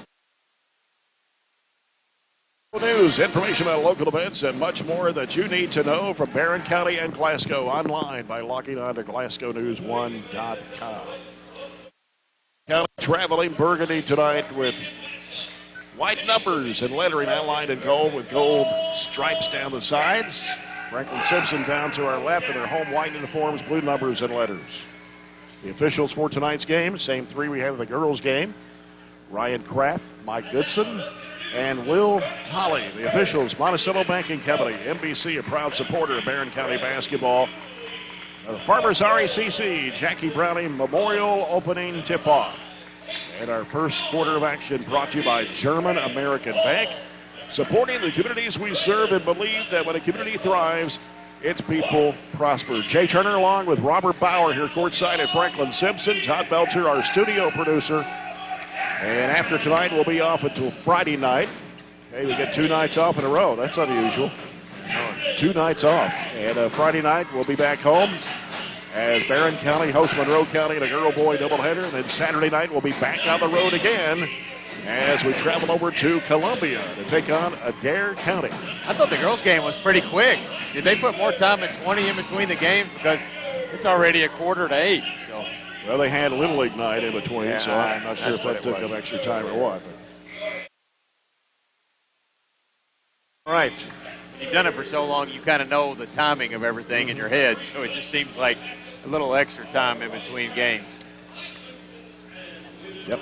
Their district is not very good. Todd Central, Logan County, Russellville. Yeah, they're easily the best team. That's why they're 5-0. But you know that sometimes inflates records a little bit, or especially this time of the year. But that means they're also playing with a lot of confidence, winning the number of games they have the last little bit. Graham Hall for Barren County. Jekiah Partinger for Franklin-Simpson. Ryan Kraft tosses it up. Barren gets the control as Bunch will give it out to Bewley. Man-to-man defense by Franklin-Simpson. Bewley driving left side, picks up his dribble, goes right side over to Spillman. Spillman, he's covered up, drives against his defender, goes up in the air, puts it up, no good. Ball slapped out by Hall, but taken by Ray for Franklin-Simpson. Sends it down the court to Dickerson. That's Matthias Dickerson. Shovels it over for a right wing three that's off the mark, and the rebound comes off to Bunch as Clemens hit the deck along with Franklin-Simpson's Gavin Dickerson. And here's Bewley. Fires it off to Clemens on the left side. Clemens over to Spillman on the left. Out top it comes to Bunch. Bunch on the dribble, getting some pressure. Gives it back to Spillman on the left. Now Spillman sends it back out to Bewley. Bewley goes right side with it to Clemens. Clemens curls in the lane, kicks it off in the left corner. Three for Spillman. Got it! Tate did not get going last night, and I think that was mainly due to foul trouble. We have to have him play well to win. Yep. Working inside the paint. A shot goes up, and it goes down for Campbell. Kind of worked his deep into the paint to get a good look. And it's 3-2, Barren County. Here's a floater pass up to Hall. He gets into a trap pass, picked off. It's Ray. Driving, goes to the basket, puts it up and in. Would have been over and back anyway. If we would have caught it, we had a head up, we would have had a basic bunch layup. And here's Bewley with the basketball. Lobs it up to Hall to the left side. Hall in the corner. He's in a trap. Fires it off to Clemens. He'll kick it out to Bewley. Right corner three. No good for Spillman. Ray with a long rebound. Ray, bounce pass on the right side over to Dickerson. Got Matthias Dickerson and Partinger. Here's a three-point shot missed by Partinger. And Barren County with the basketball. Here's Bewley as we play 2 minutes of the opening quarter. Franklin-Simpson leads at 4-3. And the baseline is Spillman. Spillman will reverse it back out. He'll give it to Punch. Right side it goes to Bewley. Bewley looking inside now. He'll go left side with it to Hall, left of the circle. Hall now looking for Spillman. He's got it. Right side it goes to Bewley, halfway to the corner. Bewley wants to go baseline with it. He gets cut off. Back out to Clemens. Clemens bounce pass down and low. Here's Hall. Back out to Spillman. Top of the key three. No good. And the rebound to Dickerson from Franklin-Simpson. As he pushes it down floor, collides with Spillman. That's going to be an offensive foul. Spillman was waiting for it. Matthias Dickerson commits the foul, his first player control foul. Barren County with the ball, 5:28 to go in the first quarter. 4-3 the score. One thing you got to do is you got to make sure. Layup. Yep. Taking a pass left side in the corner. Bunch pulls a trigger. It is no good. Spillman goes to the deck hard on the rebound. We got a foul. And this one will be on Matthias Dickerson again, his second, team second. Really good ball movement, just some diagonals used there to get an open three, look in the corner. So coming in now for Dickerson is Brody McAllister, a 5'10 freshman. As it comes out to Bunch, he gives to Spillman. Spillman bounce pass off to Bewley, the right wing, dumps it into Hall. Hall feeds it to Bunch. He'll turn, put it up, and dropped it in. Went over the rim and in. Didn't square up, but knew if he got it up quickly, he could get it over the defense. Yeah. So Barren County with a 5-4 lead. Franklin-Simpson with the basketball as it comes out to O.J. Gamble. Left side is McAllister. He'll feed it to Ray up the baseline against Bewley. Puts it up. It's no good, but a foul on Bewley.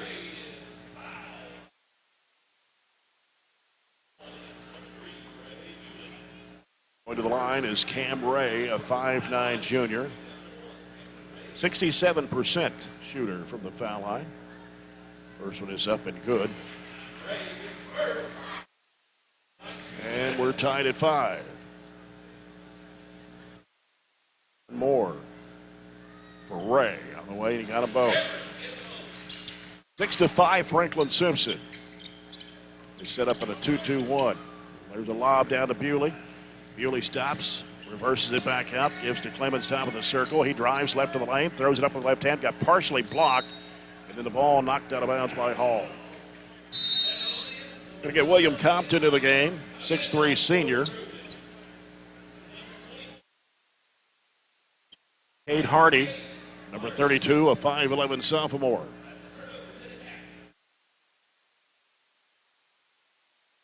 Basketball. Gets rid of it over to Dickerson. It's Gavin Dickerson.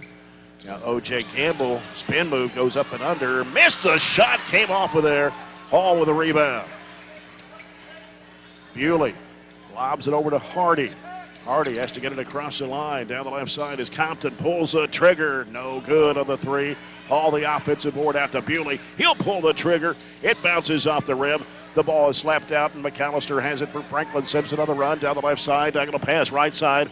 Off to Dickerson. The jumper is no good, and McAllister loses it out of bounds on the rebound.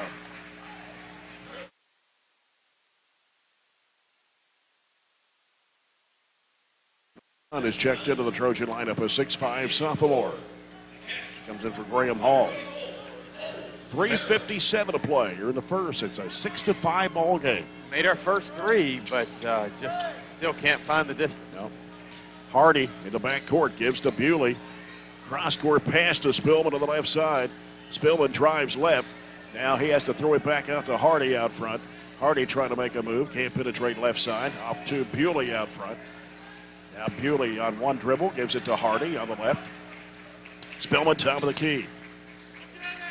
Back over to Bewley. Bewley penetrating the lane. Dumps it off under none. He put it in and a foul. Great job of Ray. Knew he couldn't get it to him from the top of the key. There wasn't much of a lane for an entry pass into the post. So he drove the ball. Gavin's man had to come help. And good job by the sophomore to get it up and in off the assist from Buell. And the free throw also good. An old-fashioned three for Gavin Dunn. And Barren County has an 8-6 lead with 3:25 to go in the first quarter. Ray brings it up for Franklin-Simpson. Working the right side, hands it off to McAllister. Out it comes to Dickerson. Now Dickerson working the right side, gives to Ray. Ray out to Partinger, back left side.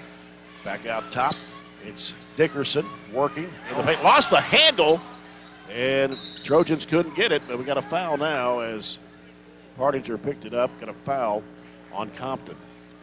Just didn't realize the ball was on the deck loose, or we could have easily scooped it. Bounce pass and a shot put up and in by Partinger. Too simple, wasn't it? Yeah. 8-8 the score. Hardy gets it into Spillman. Spillman looping, diagonal pass. It is Bewley, 15-footer. Got it. 10, Franklin-Simpson 8, 2:45 to go in the opening quarter. Ray with the basketball, dumps it down low. Here's a shot put up and in by Cole Scherer, just checked to the game. 6-foot sophomore for Franklin-Simpson. And we're tied at 10, 2.5 left in the quarter. And working inside is Compton out to Bewley. 3 if it goes. Yes, sir! You don't see Compton put it on the deck very much, but he did there because he was covered up on threes and came a little bit more versatile, made something happen, kicked it out to Bray for that better look. Quick timeout by Franklin-Simpson off to our made 3. Barren County with 2 the People's Bank 3-point shots here in the quarter. 13-10. Barren County, 2:24 left to play here in the first. They've gotten us the last 2 possessions. Inbounds was just a simple up screen, back screen, however you want to call it, and then just a pick and roll on the last one. We have not switched off.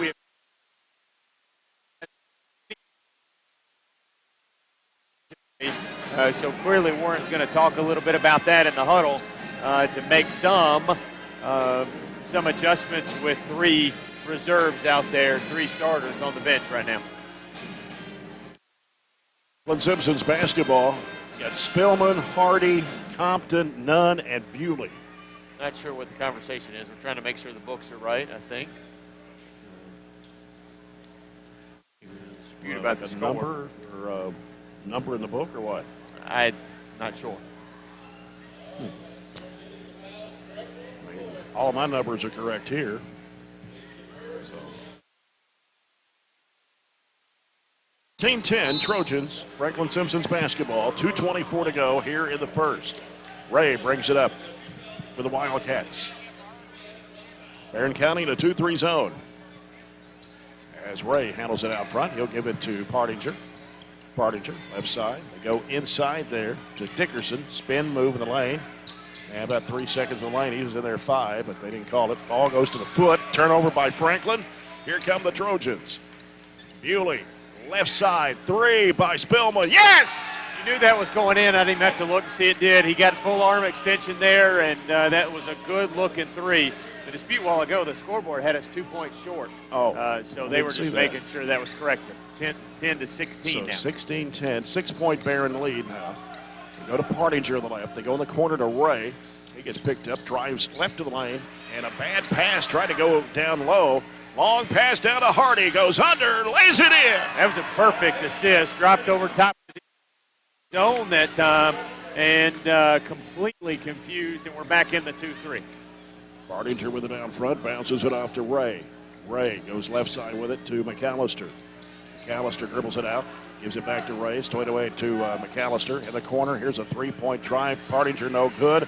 Offensive rebound. Comes back to Partinger. Jump shot, free throw line off the front of the iron. Follow up no good. Bewley with a rebound. Bewley to Spillman. Spillman driving to the bucket. And wow. Gonna count. Yes, sir. Got a little double clutch there and put it up and in. That's what you call hang time. Yeah. He absorbed the contact, regathered the ball all mid-air, and was able to just sneak it over the edge of the rim for an and one opportunity. And all of a sudden, we've doubled up Franklin with the chance to put another one on top of him. Foul was on Gavin Dickerson, his first, team's fourth. Spillman, a 71% foul shooter. 8 points here in the quarter. Barren leads at 20-10 with 56.6 to go in the first. I like all our guys, but we're such a better team when Tate is our catalyst. Oh, yeah. Oh, the free throw is missed. Fighting for the rebound. It is slapped out of bounds. Not sure, I couldn't tell from this angle. It'll be Franklin-Simpson's basketball.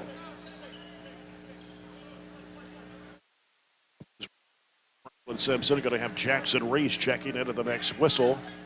48 seconds to go in the quarter. Ray takes his time. Now goes left side with it in the corner, up the baseline, trying to work inside. The shot goes up and in for O.J. Campbell. Got to slice his way up the baseline there. Split the defenders. 20-12 the score. Bewley with it. Out to Hardy. Hardy penetrating free throw line. Spillman, another long three. No good. Rebound to Gamble and a foul on Barren. Little quick. Take the last shot. Instead, it's going to chance to cut the lead in half from our largest, almost, and cut it to a 5-point game. Franklin-Simpson has Alan Johnson in the ballgame, a 6'2 junior, number 11. They got McAllister, Ray. He's going to stand out there now. He starts his move to the right side, bounces out to McAllister, hands it off to Gamble. Gamble wants to make a move on Hall down the right sideline, spins back left, goes up with a shot, put it in. That's a tough shot, and he gets fouled. Bring your hands down. All of it was good until the end. You just make him make a tough shot, and just like I said, they've got a chance to cut our 10-point lead in half here with the free throw, with just 2 ticks left in the quarter. Wide body out there, 6-foot senior, 62% shooter from the foul line of the season. Yeah, 6 points here, and the free throw is no good. Rebound to Bunch. He'll give it to Reese, and that'll do it for the first quarter. So after one, it is Barren County 20, Franklin-Simpson 14. We'll return after this break. Trojan basketball on 104 The Score.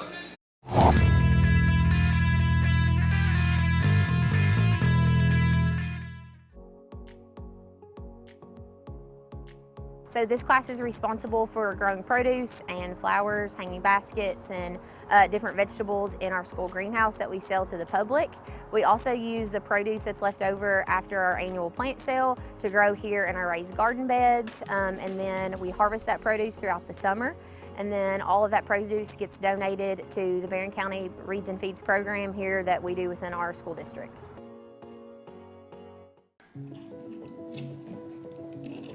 Hey, son, what you doing? Daddy, I'm going to own a dealership one day. All right, I'll dream with you. From one small dream to over 25 dealerships in the state of Kentucky, we have set out to provide Kentuckians with reliable vehicles and the best customer service for over 50 years. This may have started with a simple dream, but our dedication to our customers will go on for generations.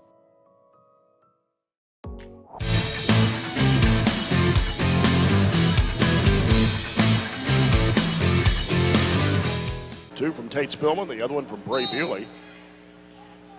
Franklin-Simpson will have the basketball. Graham Hall on the bench with 2 fouls. Barren County will set up in a 2-3 zone defensively. As it comes out to Johnson, he'll give it to Gamble, back to Johnson. Sends it to Partinger out front. Feeds it, left elbow. Johnson retrieves it, gives it back to Partinger. Gamble with it on the left. In the corner, 3-point shot, high arcing shot that's no good. Rebound comes off to Bewley. Bewley sends it up court. Reese hands it off to Bunch, back to Reese, going up the baseline. He gets trapped, kicks it back to Bunch, out top to Bewley, penetrating, throws it up off balance, almost banked it in, but loose ball picked up by Johnson. Here comes Partinger down the left side for Franklin-Simpson. And he'll give it out to Gamble. Gamble back over now to Partinger. Sends it to Johnson. Right side corner, they go to the baseline to Gamble. Dribbles it out to the corner. Now he'll bring it out halfway. Sends it out to Johnson. They go inside to Gamble. Little pump fake, puts it up, it's no good, but a foul.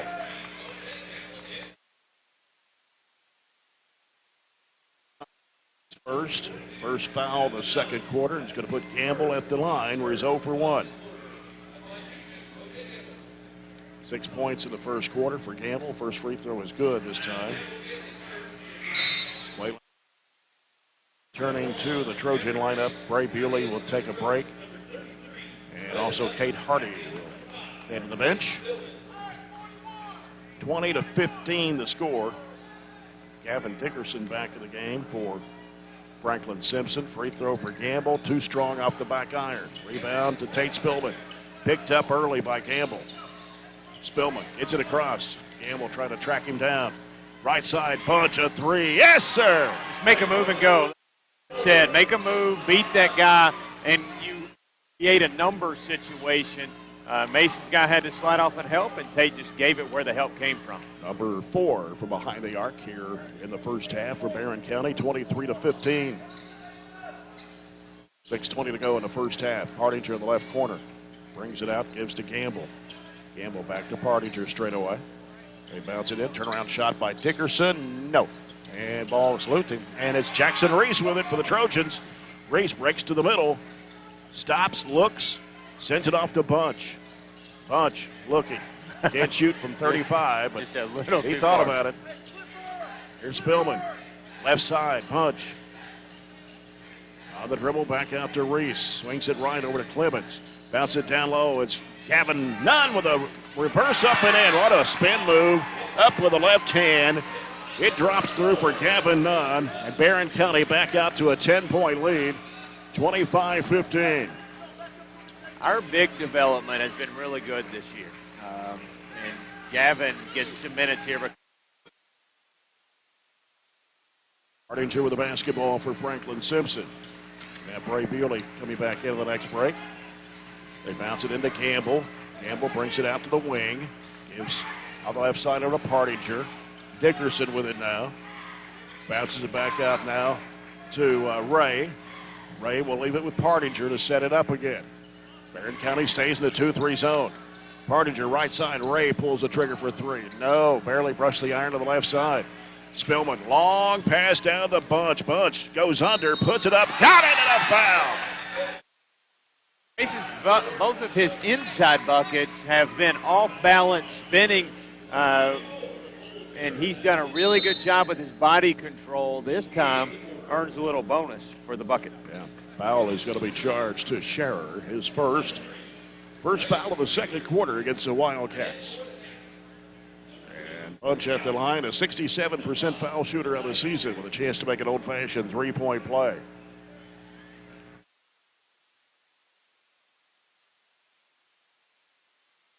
It in the air, it's good. 6 points this quarter for Bunch, 8 for the ball game, and it's 28-15 Barren. Ray leaves it out with McAllister. Now McAllister on the dribble. Bounce pass right side, Ray in the middle. Gamble, jumper, good. Points for O.J. Gamble, 28-17. Clemens, left side, gets cut off. And gets scrambled, and what happened here? I think I couldn't see. The score table's about 2 foot higher than I am. And we're down on the other end, so it's hard to see in that left corner down there. The way they were pointing, I think Franklin-Simpson, one of their players, was going for it and was on the sideline. So out of bounds, our ball. Bewley will toss it in. Comes out to Nunn. He'll hand it back to Bewley. 4:20 left in the half. Barren County 28, Franklin-Simpson 17. Here's Spillman on the right side. Spillman wants to drive. Now gets cut off. There's it back out to Clemens. Shovels it out to Bewley now. Bewley making a move off the screen from Nunn. Drives, 15-foot jumper, no good. Ball gets knocked away, and coming up with it is Franklin-Simpson. Here's McAllister. As McAllister will send it over the left side of Ray. Down to the left corner now to Matthias Dickerson, who's playing with 2 fouls. They'll move it out there with McAllister again. 3:45 left in the half. McAllister, crossover move to the free throw line. Knocked away by Clemens. Diving for the loose ball. And it comes in the hands of Bewley. Bounce pass underneath the bit to Spillman. He has it knocked loose, and Franklin-Simpson back the other way. Here's a long pass up to Matthias Dickerson. The leaning shot up and in off the window. They just won the screen. Clemens, tremendous effort to get that steal, but we just couldn't finish, and they get a layup out of it on the backside. Lead cut down to 9. It's 28-19. Bewley penetrating the lane. Stops, looks, throws it over to Clemens. Clemens on the right side of the floor. Gets a screen from Nunn. He'll hook it back to Nunn. And gets knocked to the floor, and he's down to the floor. Got rid of the basketball. Gets ricocheted around, and it goes off of, who did it went off Peterson, I think. I couldn't really tell. It was hard to tell. Cade Hardy back in the ball game for the Trojans for Gavin Nunn. We're going to go Nunn smaller. getting some good minutes there. Yeah. Going to go a little smaller. Mason's going to play the big spot there on the zone. Comes out to Hardy. He'll give it to Bewley. Bewley back over the left side corner is Spillman. Comes back out front with it. Bewley fakes left, goes right. He'll give it off to Spillman. Spillman looking. 2:48 left in the half. Back to Bewley on the right side. Gets covered up by McAllister. Now Hardy. One-hand pass down to Clemens. Back out to Hardy. Ball knocked away. Chased down near midcourt to Bewley. He'll give it back to Hardy. McAllister really putting the pressure on him. Oh, he threw a bad pass right in the hands of Gamble. Bounce pass off to McAllister. He goes to the basket. A whistle. They're going to call a blocking foul way out here. The official is right there. He's right underneath the rim, and this guy comes in from the backside, calls a foul. I thought Cade got fouled on the turnover. But was out of it and continue to try to cut our lead. 2:25 to go. McAllister at the line. Averages just over 3 points a game. First one is no good off the front of the rim. Are 3 of 6 from the charity line here in the first half. McAllister for the second shot. It's on the way, and it rims in. We got a foul. Somebody pushed off. Foul is on Ray. His first, team second. The free throw is good by McAllister. 28-20. It comes into Bewley. 20 left to go in the first half. Bewley, right side over to Hardy. Hardy looking for Spillman. Oh, he threw it away. And here comes McAllister. Oh, he mishandled it. And we're going to get a foul. The side official wasn't even here.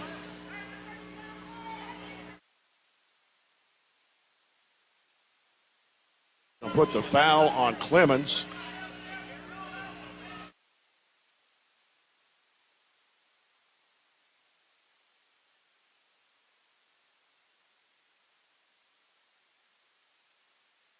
It's his first personal, third one on the Trojans here in the second quarter. McAllister at the line. The first one no good. He'll get one more.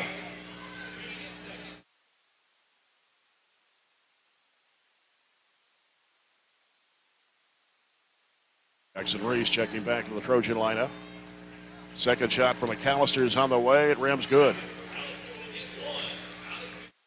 Really making a ton of shots. They're going to get to the free throw line a lot here. Yeah. Still a 7-point lead. 2 minutes left in the half. They made 2 field goals. Barron's only made 3. Now what do we got? Reach-in foul there. Hardinger will commit the foul. His first, team's third.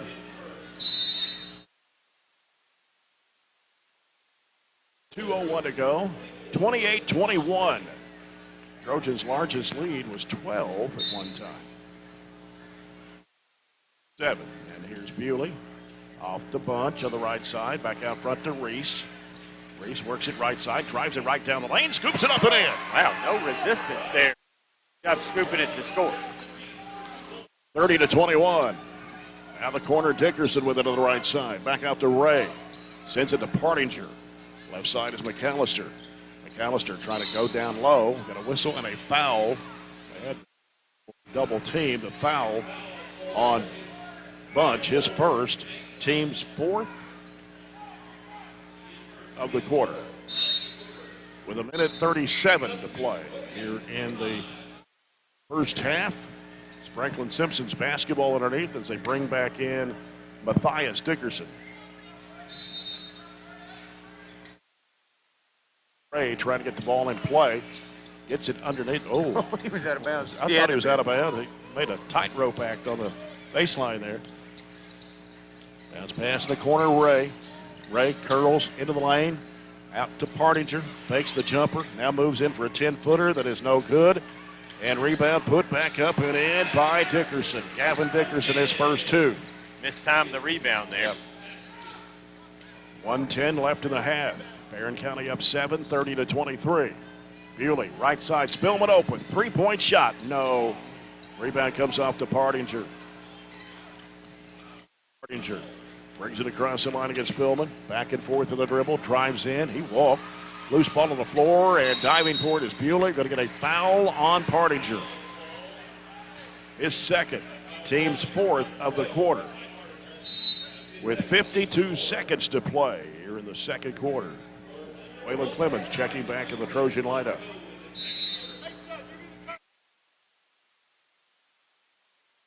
Scherer back in for Franklin-Simpson. By 7, 48 seconds to play in the first half. Bewley with the basketball. Bewley working to the left side, reversing back right. Tried to go back door, but Spillman didn't go that way. He drives against Campbell. Little pump fake, banked it up and in. Yeah, good job knowing what his matchup was there. Oh, he's wall. Yeah, he looked like a wall. Here's Campbell from 15 on the left side, no good. Rebound comes off to Dickerson. Ray with the top of the key.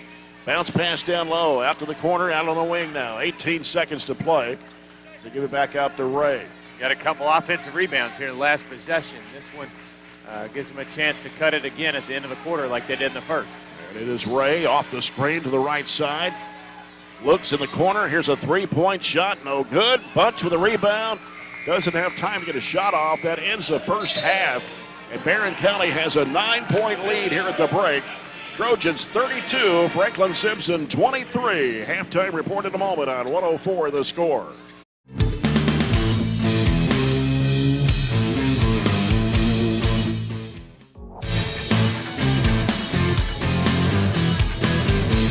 What I really like about the Project Lead-the-Way with the STEAM content that I use is it makes those real world experiences. It's allowing kids to put their brain in action. It's not that, we're not at that time in the game where we're sitting and getting and taking notes and content. It's taking that content and applying it to real world selection. And that's what Project Lead-the-Way is allowing us to do and create those opportunities. Those students that have in the classroom that may struggle with that reading and math are thriving with this content because they're able to put solutions to problems and fix things they wouldn't necessarily get in a normal math or reading classroom. Just being able to figure out what didn't work and how to make it work and how to work through that process just in itself for you as a person is important, but also it builds those skills that are going to be necessary for each grade that follows it.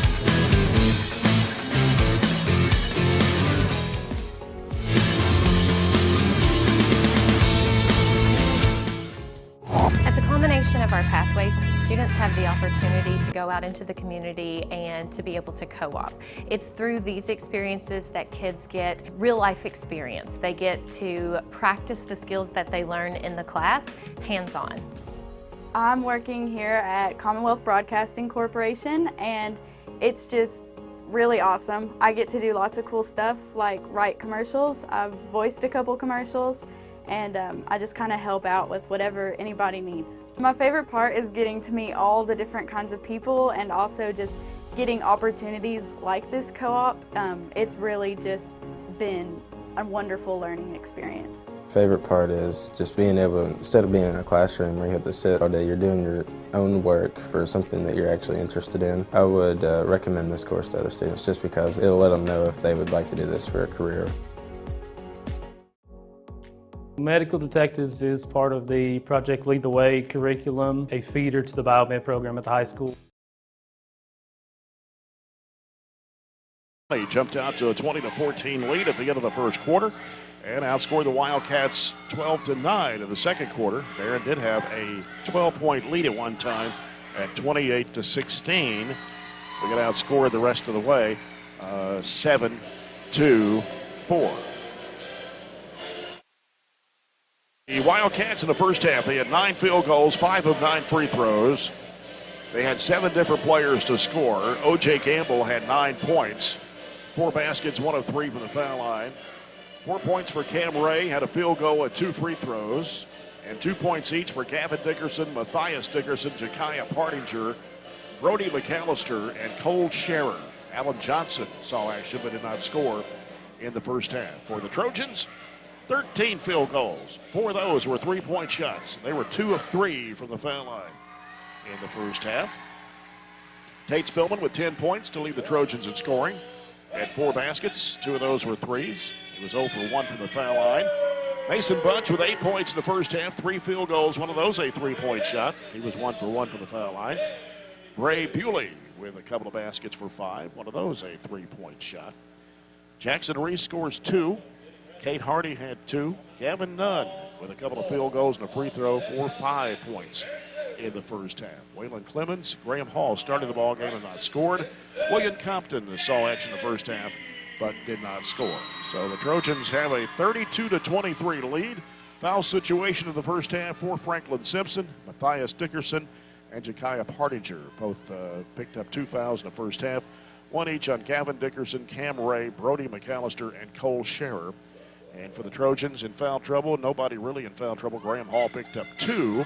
And 1 each on Bray Bewley, Waylon Clemens, Mason Bunch, William Compton, Kate Hardy, and Gavin Nunn. If you watched the girls' game tonight, it was a good one. Trojanettes hung in there with the best team of the region in Franklin-Simpson. Trojanettes falling 53-44. And, of course, Friday night, we'll be back home at Trojan Gym as Barren County hosts Monroe County. And a girl-boy doubleheader. Then we'll be on the road Saturday night in Columbia to take on Adair County in a girl-boy doubleheader. I was trying to get an updated score on the Glasgow-Monroe County girls game. I don't have one as of yet, but if you missed the final score of the boys game, they played that one first tonight. I think it's homecoming maybe over at Monroe County. And Glasgow Scotties lost to the Falcons 61-56. Scores and results from freshman, JV, and varsity action each day on our school's website. Log on to barren.kyschools.us, click athletics, and then the sports report. And also you can get the local news, information about local events, and much more that you need to know from Barren County and Glasgow online by logging on to GlasgowNews1.com. We'll be back and get ready for our second half, the Farmers RACC Jackie Browning Memorial second half, and our third quarter, brought to you by Southern States Glasgow Co-op. As we continue with our halftime report here, it's been brought to you by Extreme Cheer. Score here at halftime, it is Barren County Trojans 32, the Franklin-Simpson Wildcats 23. Back with second half after this break. This is Trojan basketball on 104.7 The Score.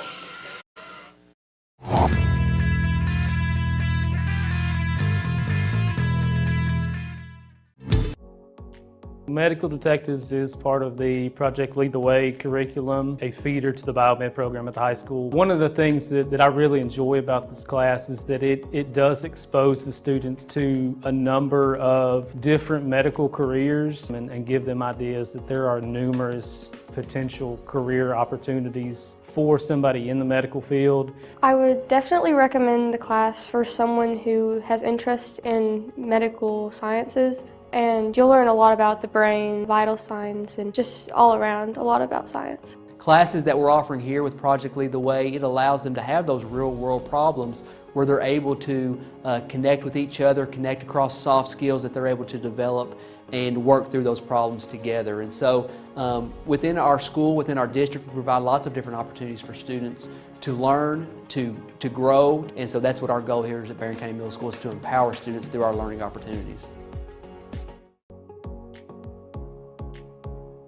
It's not about having kids know content knowledge, like, hey, I memorized this order of things, or I know that. It's actually basically like a knowledge acquisition process. Do I know how to get knowledge? Do I know how to research? What's my question? How do I know when I've learned this? How do I know when I'm ready to go to the next thing? So for them in the STEAM process, what we look at is What's our question first? What are we trying to accomplish? What's our goal when it's all said and done? I try to have models for the kids. We discuss things. We look at examples from the real world, and ultimately in the end they have to figure out the engineering process for themselves. I'll provide them with materials. I'll provide them with instruction, even some direction, but ultimately in the end they have to build these things, and that's the kind of real world stuff they're going to have to work through. That stuff will take them far beyond what they learn here. It's all about trying things, taking risk, and then applying what you've learned in a classroom to what you do in life, and then being able to develop techniques that you can use outside these walls.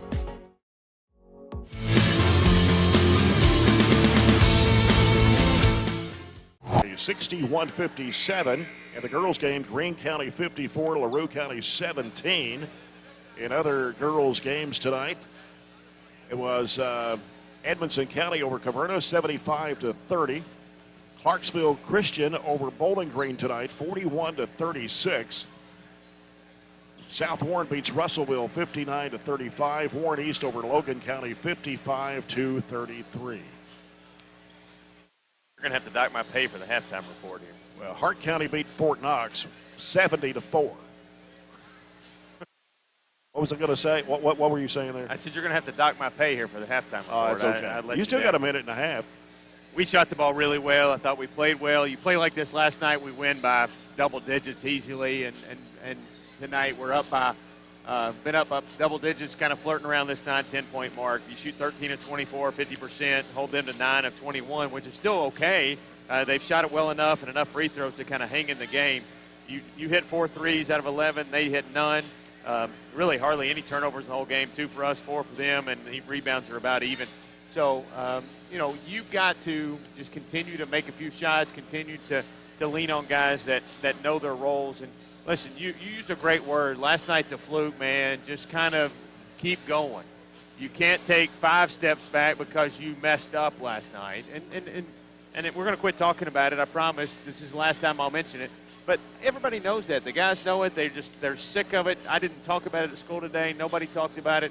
It's just kind of one of those things you just want to forget ever happened, even though it's going to be on your record forever. Just move forward and learn and say, that's not going to happen again, and go out and prove it. And we did in the first half. I really liked how we played. Really, we got more energy coming back from last night, playing back-to-back than I thought we had at all last night. This is WCDS, 1230 AM, 104.7 FM, The Score. Glasgow, online at 104thescore.com, BC Live. It'll be Barren County's basketball to start this second half, third quarter, brought to you by Southern States Glasgow Co-op with the Jackie Browning Farmers RECC Memorial second half. Ray Bewley with the basketball. Trojans moving left to right here in the second half. They go into Hall at the right elbow. He cradles it, gives it back out to Bewley. Bewley back into Hall once again. It's double teamed. Now working into Spillman. Had it knocked loose, but Clemens there to get it. Shows it off to Hall and back out to Bewley. Fakes the 3, drives in, kicks it off. Oh, right through the hands of Clemens. That was too much of a bullet pass right there. That bounce to Franklin-Simpson. Third turnover. That had a lot of mustard on it, and he probably would have been better to pull up about an 8-footer there. As Ray brings it up for Franklin-Simpson. Barren County leads it by 9. 7:30 to go in the third period.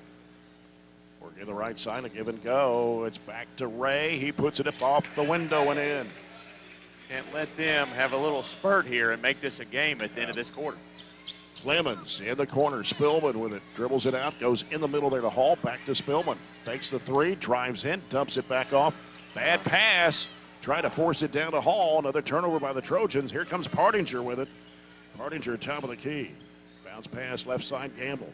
Gamble against Clemens. Works it in. Backtracks in. Spin move. Puts it up. It's blocked. And coming up with it is Clemens. And he traveled with it. Yeah, he did everything he could to keep that left foot down, but it drug. 3 turnovers already in the first, just a little over a minute. 6:55 to play here in the third quarter. Barren up now by 7. Good block. Shot blocked, and Bunch comes up with it, gives it to Spillman. Bunch high-pointed that, went up with it, and got it off the backboard. Back to Bunch, long 3, boom! Nice job. Mason gets rewarded after a terrific defensive play on the offensive end. He's got 2 threes tonight. And it's 35-25, back up to 10 for the Trojans. Left corner 3 in the air, short. Get it go. And the rebound comes off to Hall. Hall gets rid of it to Spillman. Spillman We'll bring it in front court against Campbell. Back and forth on a dribble, top of the key. Now bounces into Hall at the right elbow. Yep. Gives it out to Bunch. Another three-point shot. It won't go this time. Right play call there. Yep. Get it to the hot hand. Here comes Ray with it for Franklin. Drives against Bewley. Cut off. Bounces it down low. Kicks it back out. Pardon. Oh, he walked with it there. Left side, it comes to Ray. Ray circle it out. Walks it over. Sends it over the left side now to Dickerson. Dickerson back to the left side. Spin move. And he walked a mile. Put it up, no good. Rebound, Hall, foul on Campbell. His first, team's first of the quarter.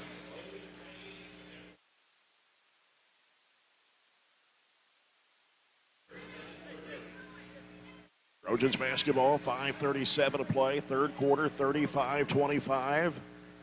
Barren County and Bewley with it in front court. Right side, it goes to Spillman. Bunch sets a screen, but it goes the other way. Here's Spillman, puts up the shot too hard against the glass. And coming out there with it, racing down the floor is Dickerson. He falls down, stolen away by Bewley. Bewley on the left side, drives. He's cut off, curls it back out.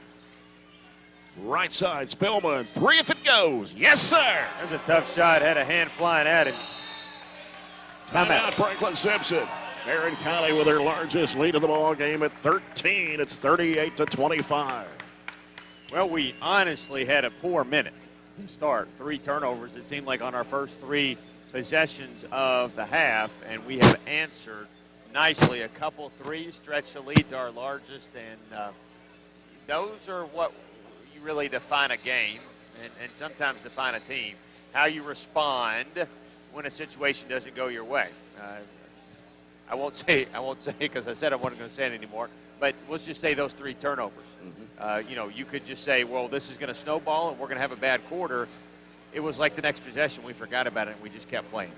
So I like that mental toughness from the boys tonight. And clearly when you come out, you hit your first 3 like we did and see some shots go in the first quarter. You shot 16 attempts and hit 8 of them. You shoot 50%. You're shooting over 50% for the game. So, making shots makes a big difference. And your just overall approach to the basketball game. Barren County with 6 threes, 4 in the first half, 2 to open it up here in the second half. And to take a 13-point lead, 5:05 to go, third period. What do you think our magic number is? Do you think as far as threes? Magic number? We think 13 in a game this year? Yeah, but if you hit 7, you think that's enough to get us a win about 80% of the time? Probably needs to be a little bit more than that, maybe 8 or 9. 8 or right? 9, yeah. Averaging just under 9 a game right now. Yeah, we've fallen off a little bit. Fallen off some. We were over 10, weren't we? Yeah. Ball skips off of Ray, had to go chase it down. Back out to Partinger. 2 threes home of the Trojans. Here's Ray in the corner. Dickerson can't shoot it. Gives it back out to Ray. Bounces it to Partinger. Left side it goes to Gamble. Back out to Partinger. Back over the right side to Ray. He'll send it to Dickerson. In the corner, Partinger. Back out front, Gamble. Back to the left side to Ray. Go to Dickerson in the left corner. Down to the baseline, Partinger. Back to Dickerson. I ran a minute off the clock, just this possession. Yeah. Trying to go baseline, spin move Campbell, inside right, pump fake, puts it up, it is dropping in. It's 8 point, he averages 7 a game. 38-27, here's Bewley. In the middle, Hall, back over to Spillman on the right. Bounce pass, back out to Bewley. Bewley jumps it back to Spillman.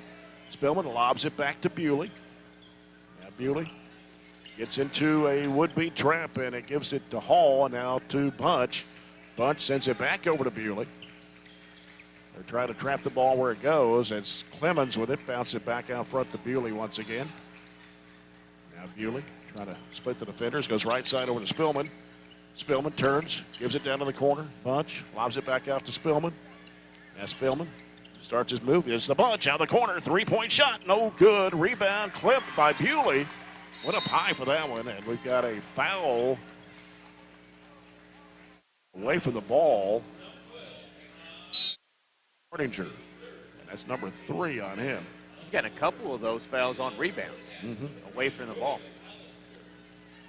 3:18 to play here in the third quarter. Barren County 38, Franklin-Simpson 27. Bewley left the bucket, gets it into Clemens. Clemens turns, finds Bewley in the corner, lets it go, no good. And Hall tried to get the rebound, lost it, and then they tried to save it in bounds. That was Clemens diving into the Barren County bench. Working inside is Ray, had it stripped loose. Clemens has it for Barren. Clemens 2-on-1, takes it to the hoop, puts it up, it is good, and a foul. His defender right on it. Did not really have an angle, even though we had a 2-on-1 advantage. He did not have an angle to give the pass up, and used his athleticism and his left hand to put that up and in for the and-one opportunity. So gets the steal and the bucket. Gavin Dickerson commits his second personal. That's number 3 of the quarter. Clemens at the line. An old-fashioned three-point play. Got it.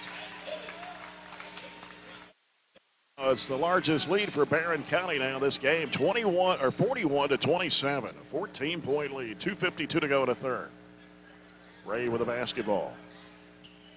Left side, McAllister, who's back on the court, brings it out in the middle, goes into the middle, there to Dickerson. Across in the left corner, 3 by Ray, no good. Offensive rebound by Dickerson. They throw it back cross court again to Ray. Here's Gamble with it on the baseline, working, spinning, shovels it inside there. Shot put up and in by Matthias Dickerson. 41-29 the score. Trojans by 12, 2:17 to play in the third. In the middle goes to Hall. Over goes to Spillman. Bounce pass in the corner. Clemens back to Spillman. Spillman gets covered up, lobs it back over to Bewley. Bewley looking at a trap here. Now he'll find Spillman back on the right side. Spillman back over to Bewley. Bewley try to penetrate. Free throw line in the corner. Up the baseline. Clemens throws it up. No good. And the rebound comes off to Ray. Anticipated contact, didn't he? Long pass down to Dickerson underneath. He puts it up. Blocked by Punch. But retrieved by Dickerson. And then Bewley tried to swipe it away, but it's kicked out of bounds. Mason, 2 blocks right at the high shot. Gavin Dunn and Jackson Reese checking back into the Trojan lineup. Waylon Clemens and Graham Hall will take a break. 1:46 to go in the third. Barren County up by 12. As they get it into McAllister. Ball fake, gives it out in the corner to Dickerson. Dickerson with a spin move, goes up, and it's no good, but a foul. They're going to put it on Spillman. His first, team's first of the quarter. To play here in the third, and going to the free throw line is Matthias Dickerson. He's a 59.5% foul shooter. First one comes off. 5 of 10 from the free throw line.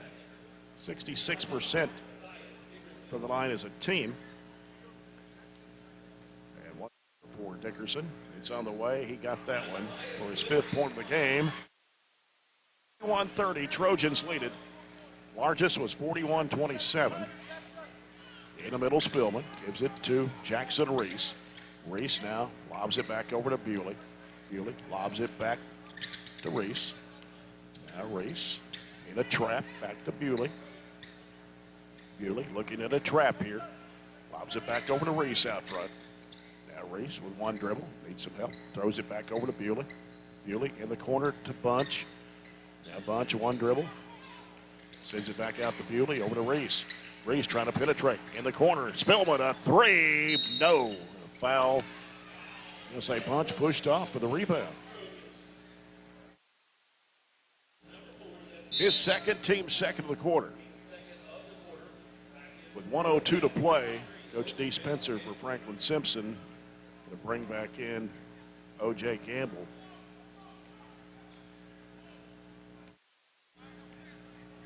Working with it is Ray into the front court, leaves it with McAllister. McAllister sends it back to the left side, and the corner goes to Ray. And off Bunch and out of bounds. Stays with the Wildcats as Graham Hall checks back in the Trojan lineup for Gavin Nutt.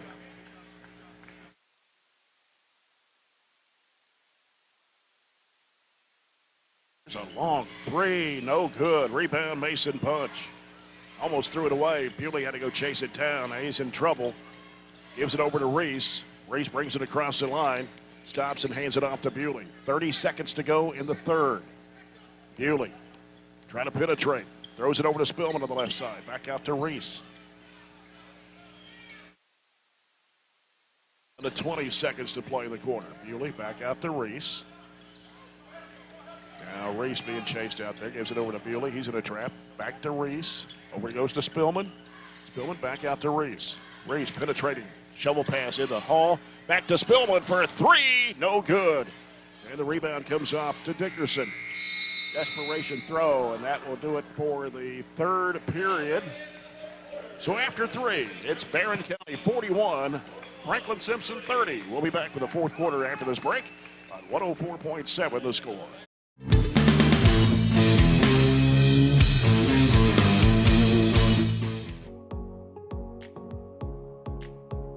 I'm super proud of what we've been able to build in the last few years in our program. Our goal has always been to set students up for success. But what this does is I think it is a game changer because it creates that next step of connections for students to what we're doing in the curriculum and allows them to really see hands-on what nobody else gets to see. I've absolutely loved the past 4 years being in biomed. I have got so many wonderful opportunities and it's prepared me so much for my future. I really feel like our rigorous curriculum really prepares them for med school, physical therapy school, pretty much any graduate medical degree. Our table is a great asset. It's really just a really good supplement to help their learning. Barren County High School is very fortunate to offer multiple career pathways. The biomedical pathway is just one of those, but our focus is always to have students hands-on experience that prepare them directly for the career that they're going to have when they graduate.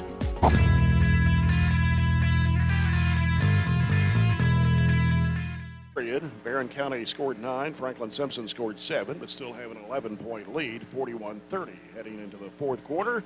Brought to you by South Central Bank, small enough to know you, big enough to help. Halftime score, Monroe County leading Glasgow girls 30-14.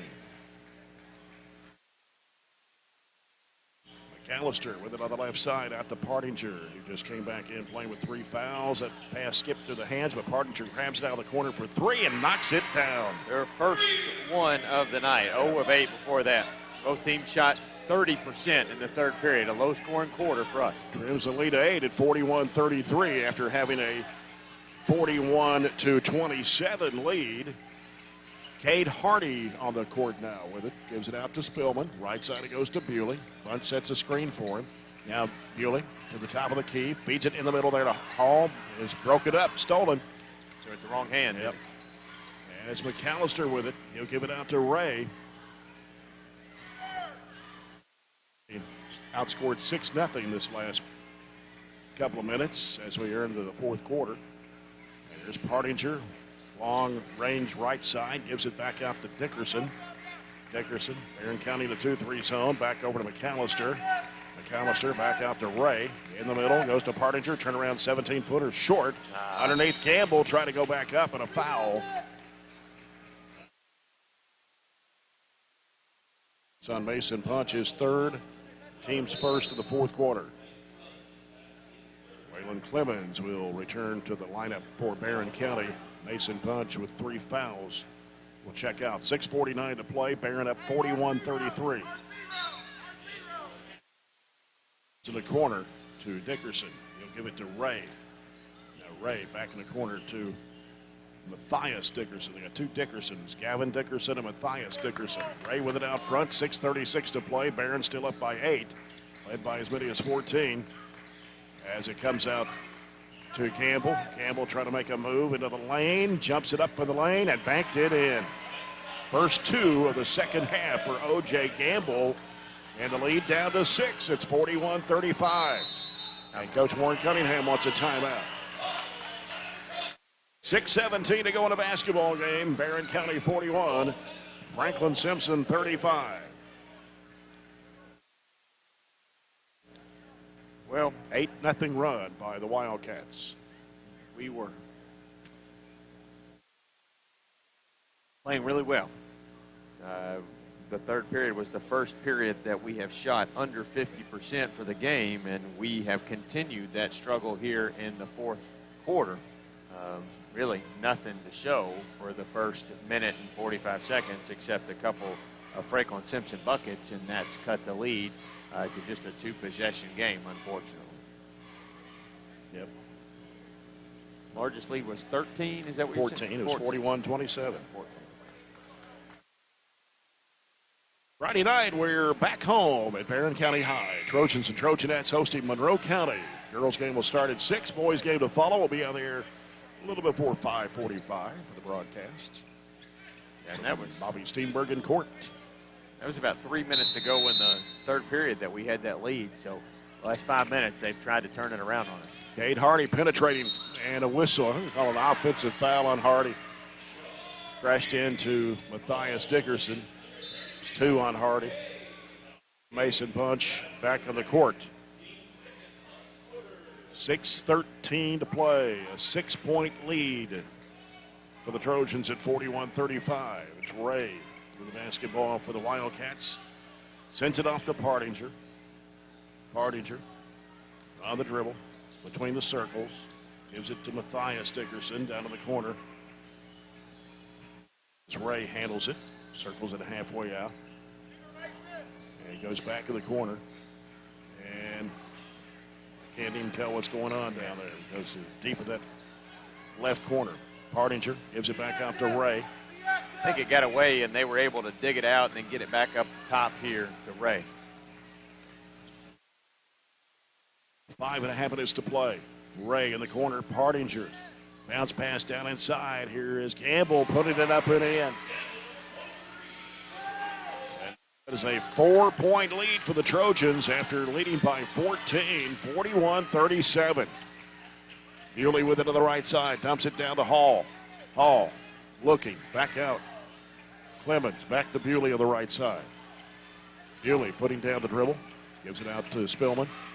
Spillman covered up by Dickerson. Bounce pass into the bunch. Underneath it goes into Hall. He puts it up. Oh, he missed it. Had a defender on him. Here comes Partinger with it for Franklin-Simpson.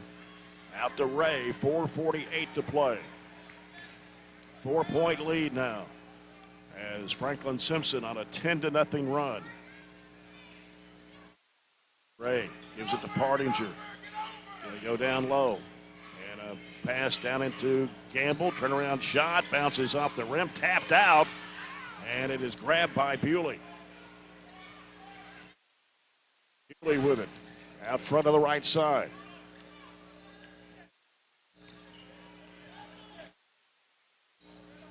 Bewley still on the dribble on the right side of the floor, looking for Spillman. He's got it. Now he's in a trap. Jumps it back to Bewley. Gives it to Clemens. Spots up. 3-point shot. Got it! Whalen, a couple of big buckets. Talked about how Tate's our catalyst, but we're really good when Whalen's an offensive threat. To 7, it's 44-37. First basket of the fourth quarter for the Trojans, 3:50 to play. And it goes into the corner, Franklin-Simpson. And that should have been a double dribble there by Campbell. Right side it goes to Partinger. Partinger in the corner to Dickerson.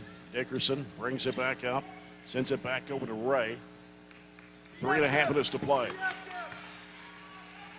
Ray with it.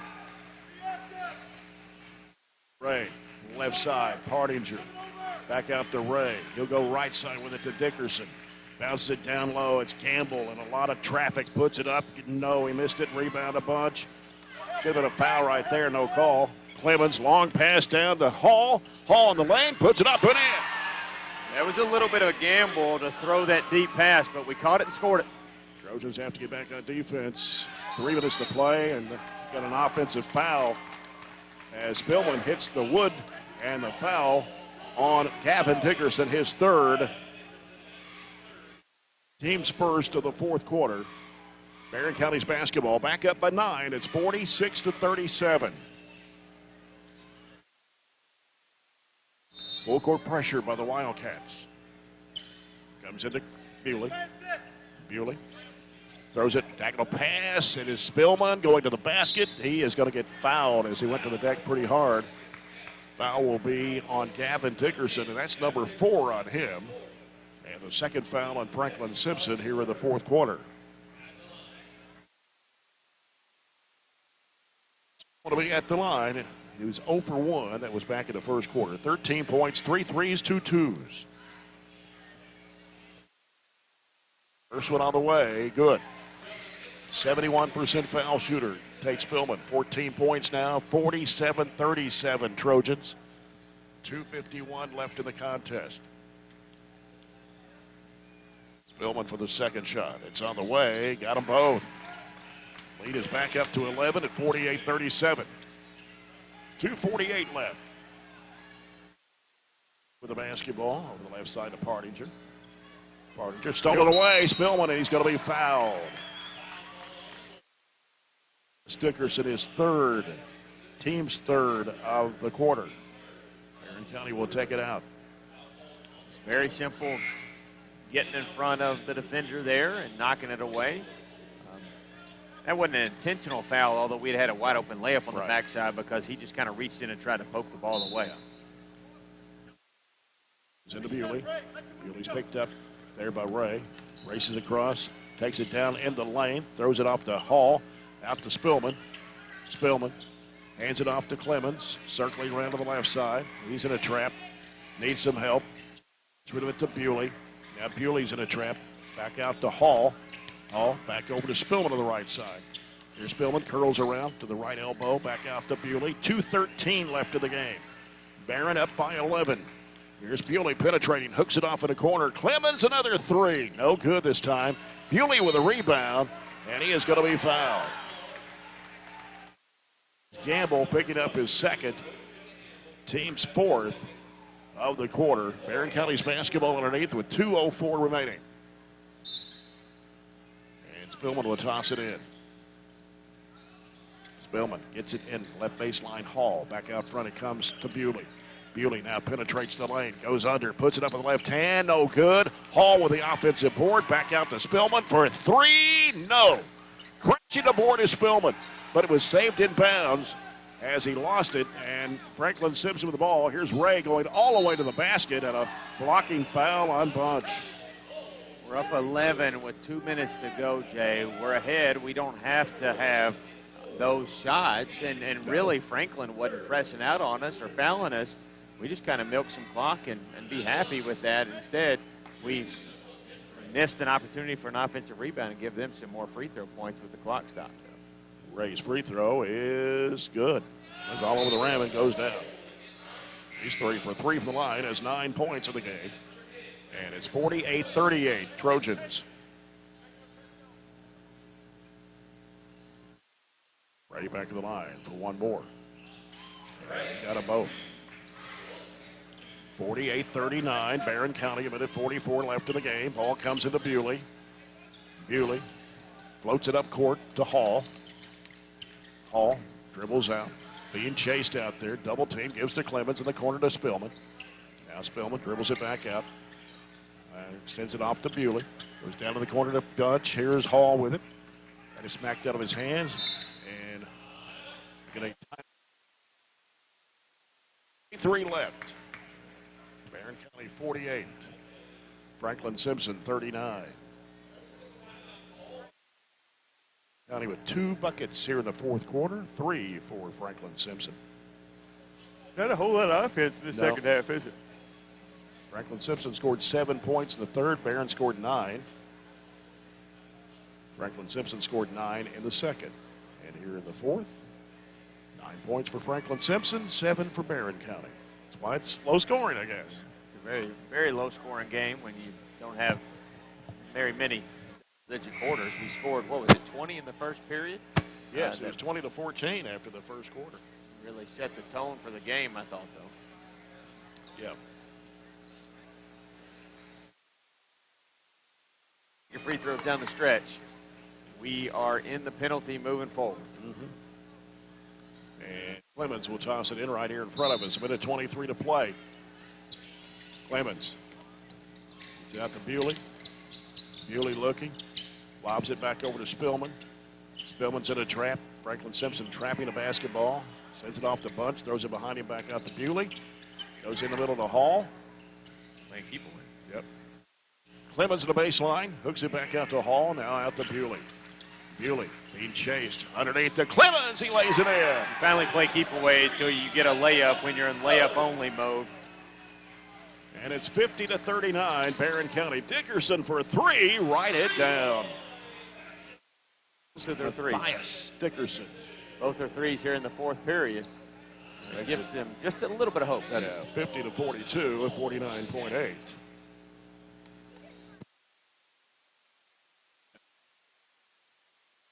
In the girls' game tonight, it was a pretty good one. Franklin-Simpson over Barren County, 53-44. Closest any fourth region team has played against Franklin-Simpson this season. Play like that, you probably beat Bowling Green for sure, right? You know, Greenwood beat Bowling Green the other night. Yeah. Broke a big, probably, I think it was, I'm not going to say an exact number, but I think it was 40-plus district win streak for them that was broken. I don't know what the seeding is down there, but, you know, Bowling Green has been beaten. I don't see it happening again in the district tournament, but it could. 3 weeks away from district tournament time.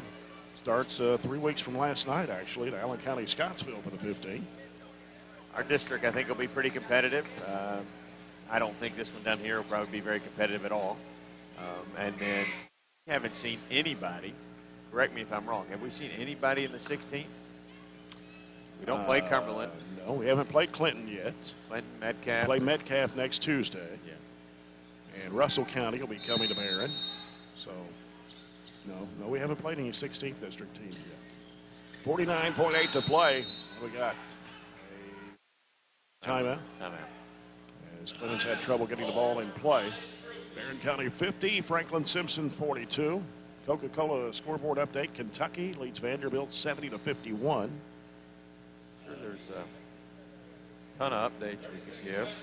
My phone's about to die, so I'm not going to be able to give you much update. Let's see what I got here.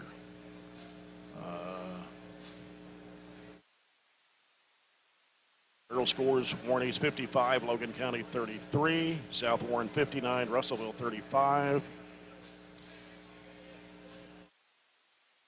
Central play tonight. They play Louisville, Butler, or Butler County? Boys? Yeah. Find my sheet from earlier. On the video there, but they're up 2 if it's okay.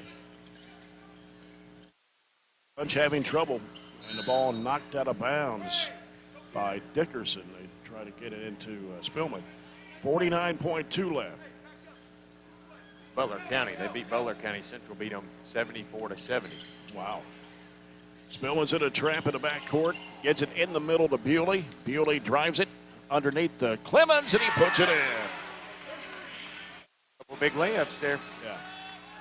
52-42. Here's Ray over the left side. Campbell. Campbell baseline splits the defenders. Goes in traffic. Puts it up. Got it. And a foul.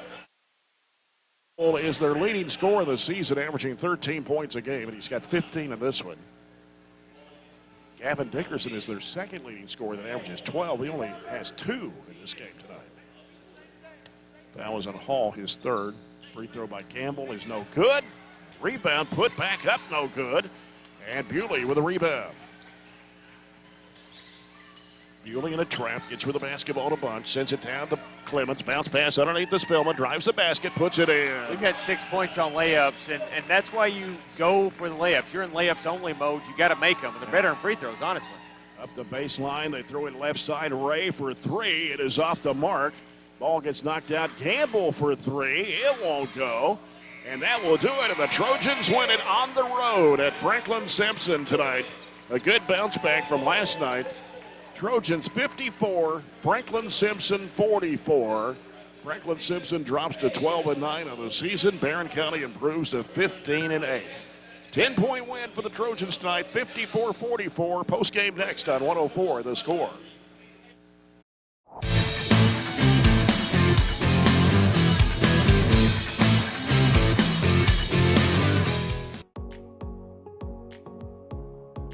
I really like the hands-on aspect because I have several students, particularly this year, being that we do have such large gaps from our COVID time, that are having some trouble with reading. They struggle to do that. So when we do the hands-on and they're able to see the models and to watch me do it and do it, that is taken completely out of the equation, and it gives them the confidence to really shine and do all these smaller tasks.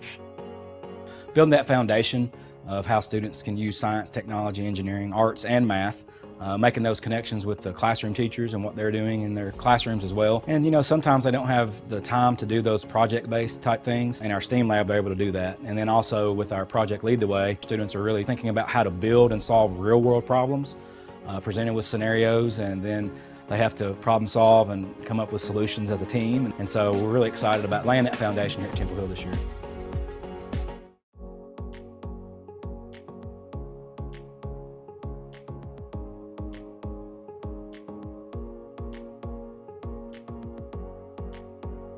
We start working all the way from kindergarten, and they start doing, if it's building the 3 little pigs houses and they have to build something and test it and all of these sorts of things, they start that kind of problem solving skills really young. We do a lot of group work, so they have to collaborate, they have to learn how to work well together, how to compromise. It's been really cool kind of seeing them kind of come in to kind of get all kinds of things. And plus it kind of prepares them, it kind of shows them like different career options and a lot of things that they've never thought about before. And so when we're doing Project Lead the Way and we're studying engineering, we'll pull up scientists and we'll pull up astronauts, and we've watched some launches on TV and just stuff like that to kind of show them that there's kind of a big world out there and there's all kinds of places and things that they can do.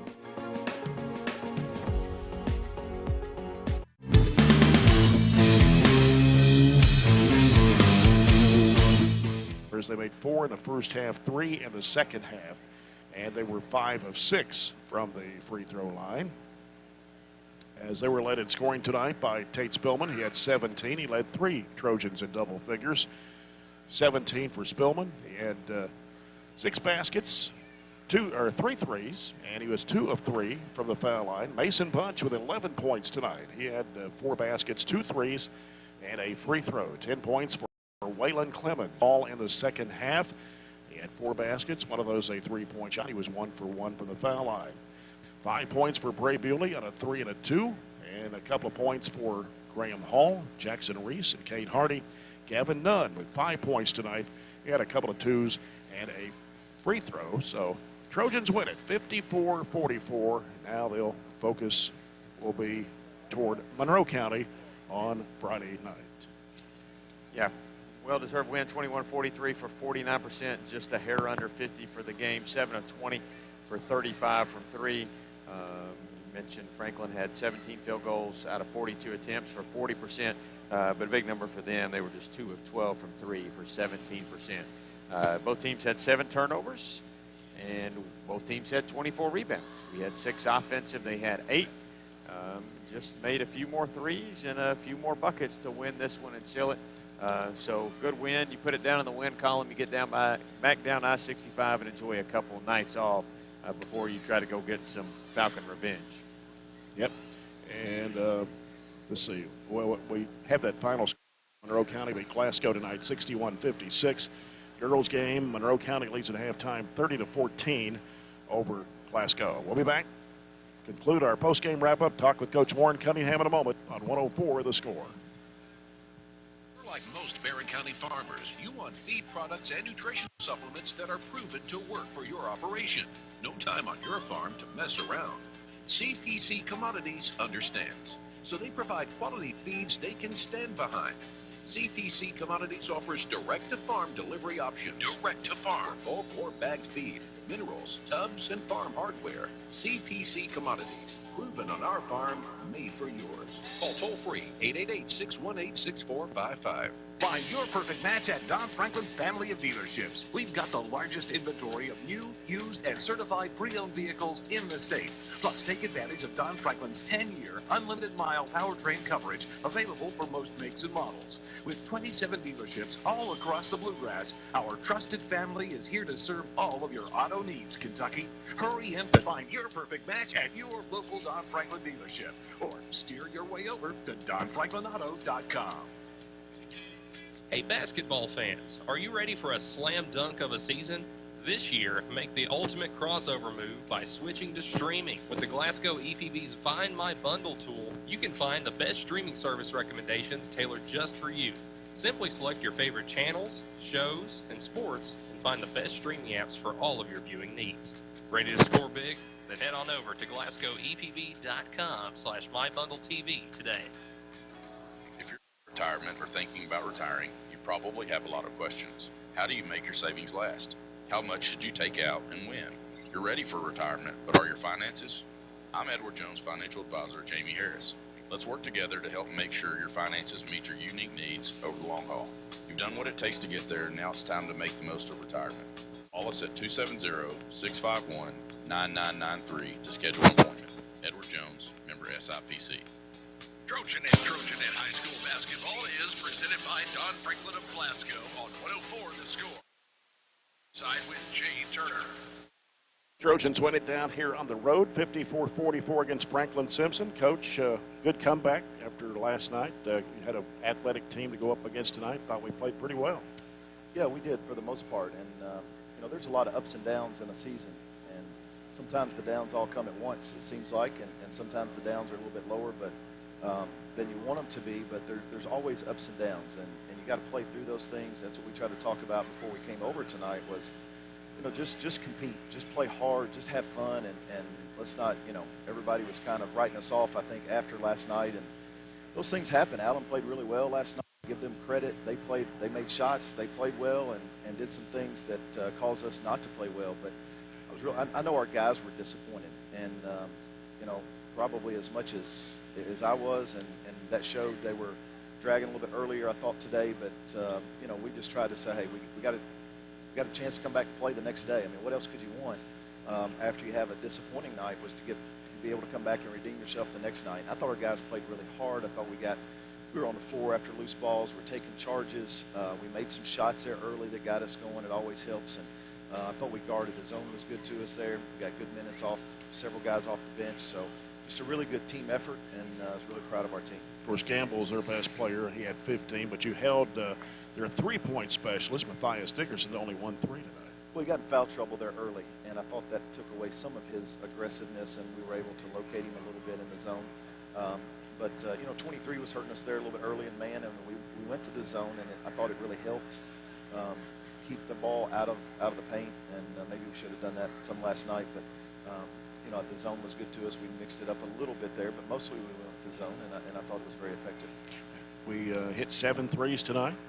Yeah, we did. Tate and Mason made some there early, and I thought Wayland's was huge there. We'd gone a long stretch there. We hadn't scored, and we were still guarding some and rebounding, but they were getting a little momentum. They had scored back-to-back buckets, and I think the lead was maybe down to 4 or 5. Yep.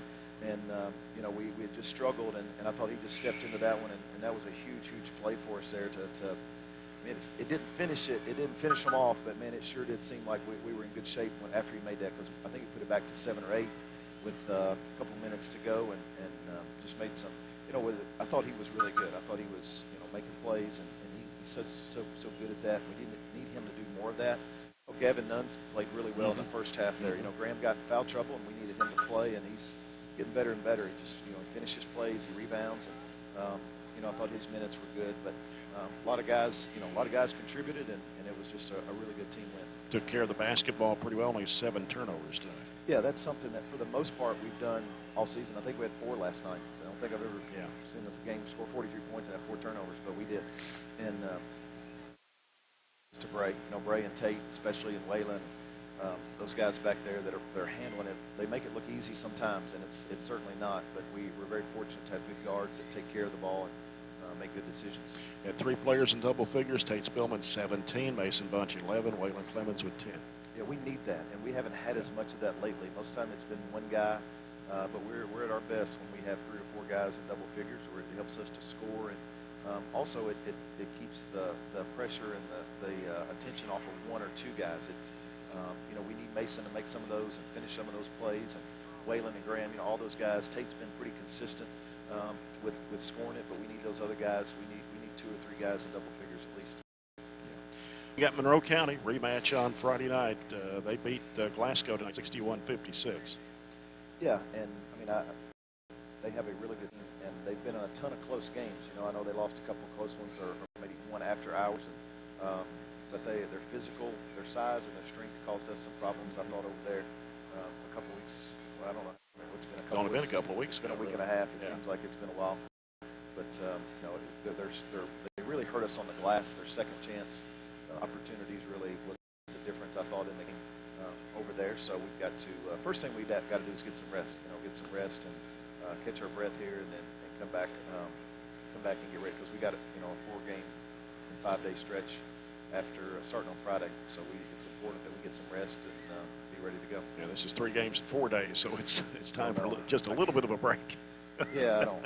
It's kind of a crazy schedule, but it just kind of is what it is with the weather that we had and making up games and all that kind of stuff. Right. So, Coach, congratulations to you. We'll see you on Friday night. Thanks, Jay. Appreciate you. Coach Warren Cunningham, the Trojans winning here on the road tonight by a score of 54-44 over Franklin-Simpson. Our MVP, we'll have MVPs of the game tonight, I think. The entire team should be complimented for their job in this ball game tonight. It was a total team effort. MVP brought to you by Edward Jones Financial Advisor Jamie Harris. Well, our next broadcast is Friday night with the Trojans and Trojanettes host Monroe County. Girls game will start at 6 with the boys game to follow. We'll be out there at 5:45 or a little before with the broadcast of the Don Franklin Glasgow countdown to tip-off. Again, the final scores here tonight from Franklin-Simpson. It was 53-44. The Lady-Wildcats defeating the Trojanettes. And in the boys game, 54-44. Trojans over the Wildcats. For Robert Bauer, studio producer Todd Belcher, Jay Turner, saying good night, everybody, from Franklin-Simpson.